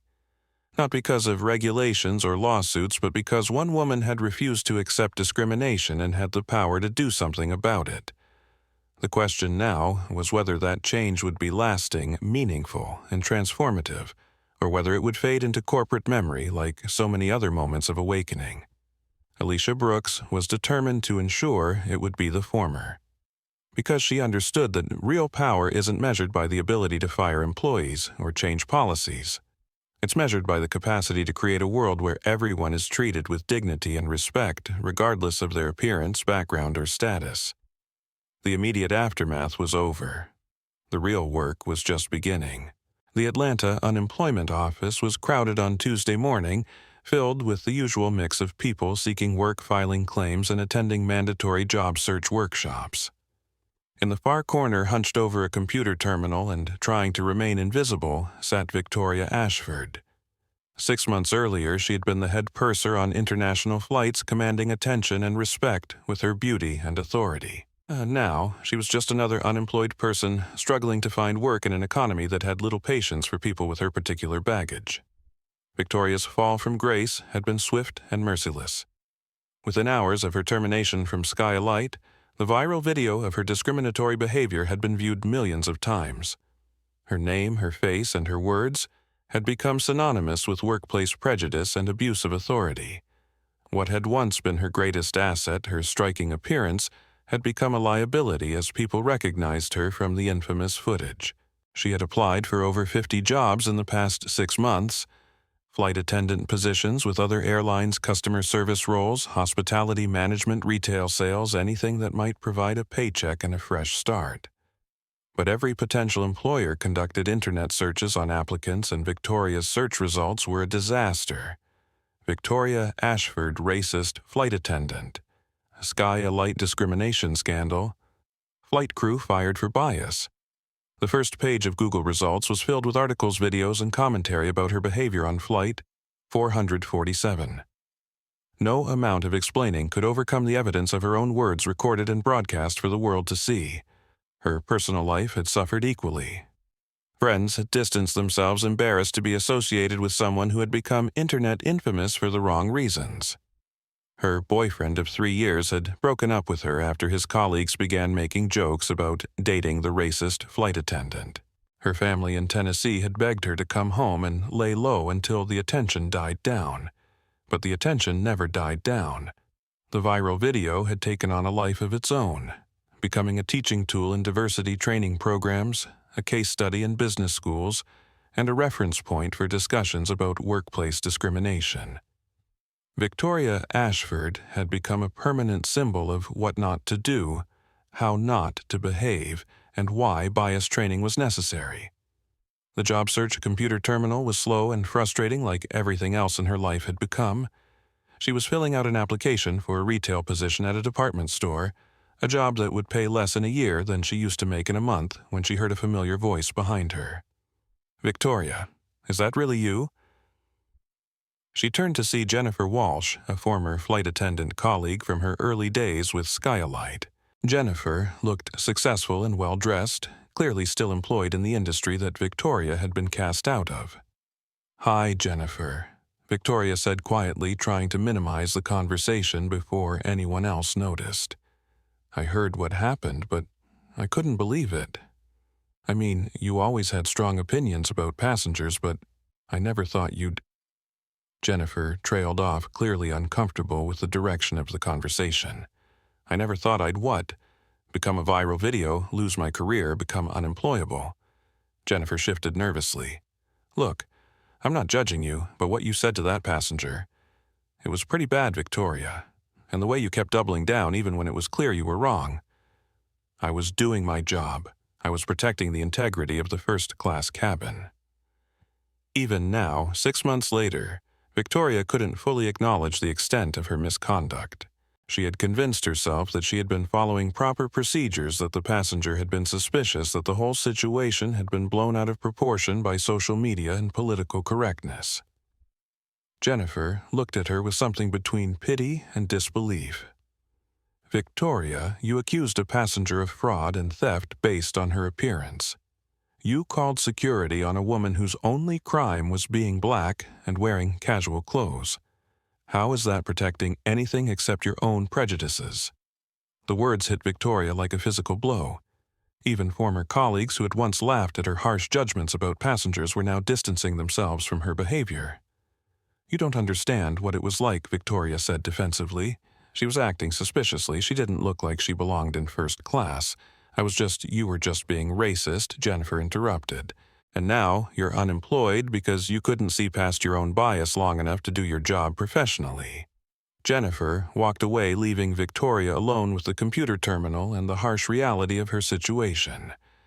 She was 28 years old, attractive, intelligent, and completely unemployable because of choices she had made in one moment of prejudice that had been recorded for posterity. Meanwhile, across the country, in Seattle, Derek Morrison was having his own reckoning with the consequences of his discrimination. His wife had filed for divorce after his behavior became a viral sensation, unable to cope with the humiliation and the impact on their daughter's social life. His house had gone into foreclosure when he couldn't find steady employment. His 12-year career in the airline industry was over-destroyed by assumptions he had made about a passenger's worthiness based on her appearance. Derek was working part-time at a warehouse loading dock, a job that paid a fraction of his former salary, and offered none of the respect or authority he had once enjoyed. His former colleagues avoided him. His neighbors whispered when he walked by. His daughter, now a freshman in college, had changed her last name to her mother's maiden name, to avoid association with his infamy. The worst part wasn't the financial hardship or the social isolation. It was the gradual understanding of how wrong he had been. In quiet moments when he wasn't focused on survival and damage control, Derek found himself replaying the events of that morning and recognizing his prejudice for what it really was. He had assumed that a young black woman in casual clothes couldn't afford first class. He had refused to verify her credentials because he was convinced that his assumptions were more reliable than the airline's computer system. He had escalated the situation because he couldn't admit that he might be wrong about someone based on their appearance. The woman he had discriminated against had turned out to be the CEO of his company, a billionaire entrepreneur who had more wealth and power than Derek could imagine. But that wasn't really the point. Even if she had been exactly who he assumed, she was a young woman of modest means. Trying to fly first class, she still would have deserved professional service and basic human dignity. Derek's discrimination had cost him everything: his job, his family, his reputation, his future. But perhaps more importantly, it had cost him his illusions about his own character. He had been forced to confront the ugly truth that he judged people based on their appearance and treated them differently based on those judgments. Richard Blackwood's consequences had been equally devastating but played out in the rarefied world of high finance and social status. His investment firm had fired him within 24 hours of the viral video, citing the reputational damage clause in his partnership agreement. His clients had fled en masse, unwilling to trust their money to someone who had revealed himself to be capable of such poor judgment and obvious prejudice. The exclusive social clubs that had once welcomed his membership quietly asked him to resign. The charity boards that had benefited from his donations politely declined his continued involvement.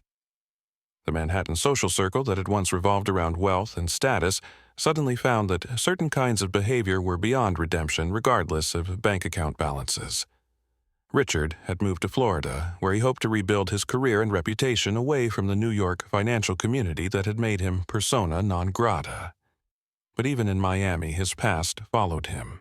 The viral video had made him nationally recognizable as an example of entitled prejudice, and his attempts to start a new investment firm were met with suspicious questions and declined partnerships. He had tried to rehabilitate his image through charitable donations and public apologies, but the sincerity of his contrition was undermined by lawsuits he had filed against Alicia Brooks' SkyElite Airways, and even some of the passengers who had recorded his discriminatory statements. His legal team had advised him to accept responsibility and focus on rebuilding, but Richard's ego couldn't tolerate the idea that he had been publicly humiliated by someone he had considered inferior. The lawsuits were universally unsuccessful. Courts found no evidence of entrapment defamation or wrongful termination. Richard's own words, recorded by multiple witnesses and broadcast live on social media, provided incontrovertible evidence of his discriminatory behavior. His legal challenges only served to keep the story in the news and remind people of his prejudice and poor judgment. The new SkyElite Airways was barely recognizable as the same company that had employed Victoria Ashford and Derek Morrison 6 months earlier. The transformation had been comprehensive, touching every aspect of operations from hiring practices to customer service protocols to executive accountability. Jessica Williams stood in the crew briefing room at Chicago O'Hare conducting her weekly training session for new flight attendants. As the newly promoted regional customer service manager, she had become one of the faces of SkyElite's cultural transformation. Her story, standing up to discriminatory behavior despite being a junior employee, had become part of the company's training materials and public relations narrative. The most important thing to remember, Jessica told the group of new hires, is that every passenger deserves the same level of professional service regardless of their appearance, age, race, or how much they paid for their ticket. The training room was diverse in a way that the old SkyElite never was. The company's new hiring practices prioritized emotional intelligence and cultural competency alongside traditional qualifications. Every new employee underwent extensive bias training, participated in real-world scenario exercises, and was required to demonstrate understanding of discrimination laws and customer service excellence. Can anyone tell me what was wrong with the way Miss Ashford handled the passenger in our case study video? Jessica asked. A young man named Marcus raised his hand. She made assumptions about the passenger's ability to afford first class based on her appearance and then refused to verify the passenger's credentials when asked to do so. Exactly. And what should she have done differently? Treated the passenger with respect, scanned her boarding pass immediately, and provided professional service regardless of her personal opinions about the passenger's appearance. Right. And remember, professional service isn't about agreeing with every passenger or never having private thoughts. It's about not letting your personal biases affect how you do your job. The training materials included the actual footage from Flight 447, with names and faces blurred but dialogue intact. New employees watched Victoria's discrimination unfold in real time, saw the impact on passengers and witnesses, and learned about the swift consequences that followed. It was uncomfortable viewing, but it was effective education. The transformation extended beyond training to actual policy changes. SkyElite had implemented a real-time complaint system that allowed passengers to report discrimination immediately through their mobile app. Complaints were investigated within 24 hours, with findings reported to both the passenger and executive management. Employees who were found to have discriminated faced immediate termination regardless of seniority or performance in other areas. The company had also created a passenger bill of rights that was posted prominently in every airport location and aircraft. The document clearly stated that discrimination based on race, religion, gender, age, sexual orientation, or appearance would not be tolerated and provided specific steps for reporting violations. Perhaps most importantly, SkyElite had hired Dr. Carmen Rodriguez as Chief Diversity and Inclusion Officer, a position that reported directly to Alicia Brooks and had real authority to investigate discipline and implement changes. Dr. Rodriguez had a Ph.D. in organizational psychology and 15 years of experience in civil rights enforcement. She wasn't a token appointment or a public relations gesture. She was a senior executive with the power and mandate to ensure that the old culture never returned. The goal isn't just to avoid viral videos or lawsuits, Dr. Rodriguez explained to the executive team during their monthly review meeting. The goal is to create an environment where every passenger feels welcomed and valued, where every employee understands that discrimination is incompatible with professional excellence. The results were measurable. Customer satisfaction scores had increased by 23% since the implementation of the new policies. Employee turnover had decreased as workers felt more confident about reporting problems and more proud of their workplace culture. Most importantly, discrimination complaints had dropped by 89%, and those that were filed were resolved quickly and transparently. Other airlines had taken notice. The industry publication Airways magazine had featured SkyElite as Airline of the Year for its comprehensive approach to customer service and cultural transformation. Competitors were quietly implementing similar training programs and policy changes, recognizing that passengers increasingly expected airlines to demonstrate commitment to equal treatment and professional service. The financial impact had been equally positive. SkyElite's stock price had outperformed industry averages for 6 consecutive months, as investors recognized the value of strong ethical leadership and inclusive practices. The company had gained market share as passengers chose to fly with an airline they trusted to treat them fairly. But perhaps the most meaningful measure of success came in the individual stories of passengers and employees who experienced the new SkyElite culture firsthand. Marcus Williams, the attorney who had witnessed the original discrimination, had become a regular customer and public advocate for the airline's transformation. James Peterson, whose live stream had helped document the incident, had credited SkyElite with proving that companies can change when leadership is committed to justice. The elderly passenger Margaret Davis, who had regretted staying silent during the original incident, had written a letter to Alicia Brooks, praising the changes she had observed during subsequent flights. "Your airline now treats every passenger like they matter," she wrote. "That's the way it should always have been, but I'm grateful it's the way it is now." SkyElite Airways had become more than just an airline. It had become a symbol of how quickly and completely, organizational culture could change when leadership was committed to justice and accountability. The company that had once employed discriminatory staff and ignored passenger complaints was now leading the industry in diversity inclusion and customer service excellence. The transformation was complete, but the commitment was ongoing. Because lasting change doesn't happen through policies and training programs alone. It happens through daily choices, individual accountability, and the understanding that treating people with dignity and respect isn't just good business practice, it's basic human decency. 18 months after the incident that changed everything, Alicia Brooks found herself on another airplane in another first-class seat looking out at clouds that seemed to stretch forever into the blue expanse of sky. This time, she was flying SkyElite Flight 892 from New York to London, and this time the experience was everything air travel should be: professional, dignified, and completely unremarkable in the best possible way. The flight attendant who greeted her was Elena Santos, a young woman whose warm smile and genuine professionalism represented everything the new SkyElite stood for. Elena didn't know Alicia's identity, didn't recognize her as the CEO who had transformed the company, and didn't need to. She simply provided excellent service because that was who she was and what her training had taught her to do. "Welcome aboard, Miss Brooks," Elena said, checking the passenger manifest. "Can I get you something to drink before takeoff?" "Sparkling water would be perfect, thank you." "Of course. And please let me know if there's anything else you need during the flight." It was such a simple interaction, so ordinary and professional, but it represented everything Alicia had fought to create. No assumptions based on appearance. No special treatment based on perceived status. Just one human being treating another with courtesy and respect. As the aircraft climbed to cruising altitude, Alicia reflected on the journey that had brought her to this moment. The viral video from Flight 447 had been viewed over 50 million times.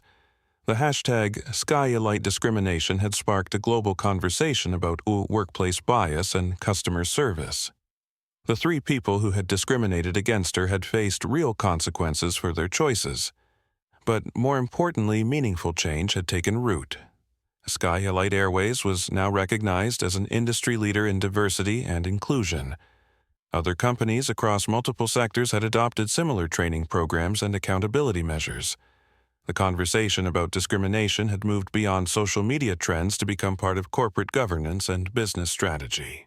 Victoria Ashford, Derek Morrison, and Richard Blackwood had become cautionary tales examples of how quickly prejudice could destroy lives and careers in an interconnected world where bad behavior was recorded and shared instantly.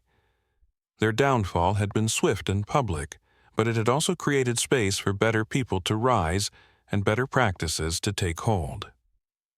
Alicia pulled out her tablet and opened her Notes app. She had been invited to give the keynote speech at the International Conference on Workplace Equality, and she wanted to craft words that would capture not just what had happened on Flight 447, but what it meant for the future of how people treat each other. Prejudice, she typed, is the ultimate failure of imagination. It's the inability to see past surface appearances to recognize the humanity and dignity that exists in every person. When we judge people by their clothes, their accent, their age, or their race, we're not protecting standards, we're revealing our own limitations. She paused, watching clouds drift past the window, thinking about all the people who had been affected by what happened that morning, 18 months ago. The passengers who had found the courage to speak up when they witnessed discrimination. The employees who had learned to examine their own biases and commit to professional excellence. The executives who had discovered that doing the right thing could also be good business. True power, she continued typing, isn't the ability to diminish others based on assumptions and prejudice. True power is the capacity to see the worth in every person and the courage to defend that worth when it's under attack. It's the understanding that how we treat the people society considers powerless reveals who we really are. The words flowed easily, because they came from lived experience, from the understanding that dignity wasn't something that could be earned or lost based on appearance or status. It was something that belonged to everyone simply because they were human. The person in the hoodie might own your company. The quiet woman in the corner might control your future. The passenger you're about to dismiss might just have the power to change your world. But even if they don't, even if they're exactly who you assume they are, they still deserve your respect, your professionalism, and your basic human decency. Alicia saved the document and put her tablet away. Through the aircraft window, she could see the lights of London beginning to twinkle in the distance. A city full of millions of people who deserve to be treated with dignity, regardless of their appearance, background, or circumstances. The transformation of SkyElite Airways had been complete, but the work of creating a more just and equitable world was ongoing. Every interaction was an opportunity to choose respect over prejudice, understanding over assumption, justice over convenience. As Flight 892 began its descent into Heathrow Airport, Alicia felt a deep sense of satisfaction. Not because she had punished people who had discriminated against her, but because she'd used her power to create positive change that would outlast any individual incident or viral video. The flight attendant, Elena, stopped by her seat one final time. "Thank you for flying with SkyElite today, Miss Brooks. I hope you have a wonderful time in London." "Thank you, Elena. You've provided excellent service." "That's very kind of you to say. We really try to make every passenger feel welcome and valued. You succeed, and that matters more than you know." As passengers disembarked, Alicia remained seated for a moment longer, watching people of every race, age, and background gather their belongings and prepare to continue their journeys. Each person deserved to travel with dignity. Each person deserved professional service and basic respect. Each person mattered. The viral video that had made her famous had ultimately been about much more than airline service or corporate policy. It had been about the fundamental truth that in a just society, how people look doesn't determine how they should be treated. That wisdom isn't measured by the ability to make snap judgments about strangers, but by the understanding that strangers are just people whose stories we don't know yet. Character, Alicia had learned, was indeed the only uniform that truly mattered. And in a world where character was increasingly rare, the choice to treat everyone with dignity and respect had become a revolutionary act. The airplane had landed safely. The passengers had been served professionally, and justice had been done not through punishment or retribution, but through the simple act of creating a world where everyone could travel with dignity. That was the real victory. That was the lasting change. That was the universal message that would outlive any viral video or trending hashtag treat people like they matter, because they do. If this story moved you, I want you to take action. Hit that like button right now to show your support for justice and equality. Subscribe to this channel because we bring you real stories about standing up for what's right. And most importantly, share this video with someone who needs to hear this message. Because change doesn't happen when we just watch from the sidelines. Change happens when we decide that discrimination is unacceptable, when we choose to treat everyone with dignity, and when we have the courage to speak up for what's right. Your voice matters. Your actions matter. And together, we can create a world where everyone is treated with the respect they deserve. So, smash that like button, hit subscribe with the notification bell turned on, and share this story with your friends and family. Because the next time you see someone being treated unfairly, you'll remember Alicia Brooks and know that sometimes the quiet person in the corner might just have the power to change everything. Thanks for watching, and remember, character is the only uniform that truly matters.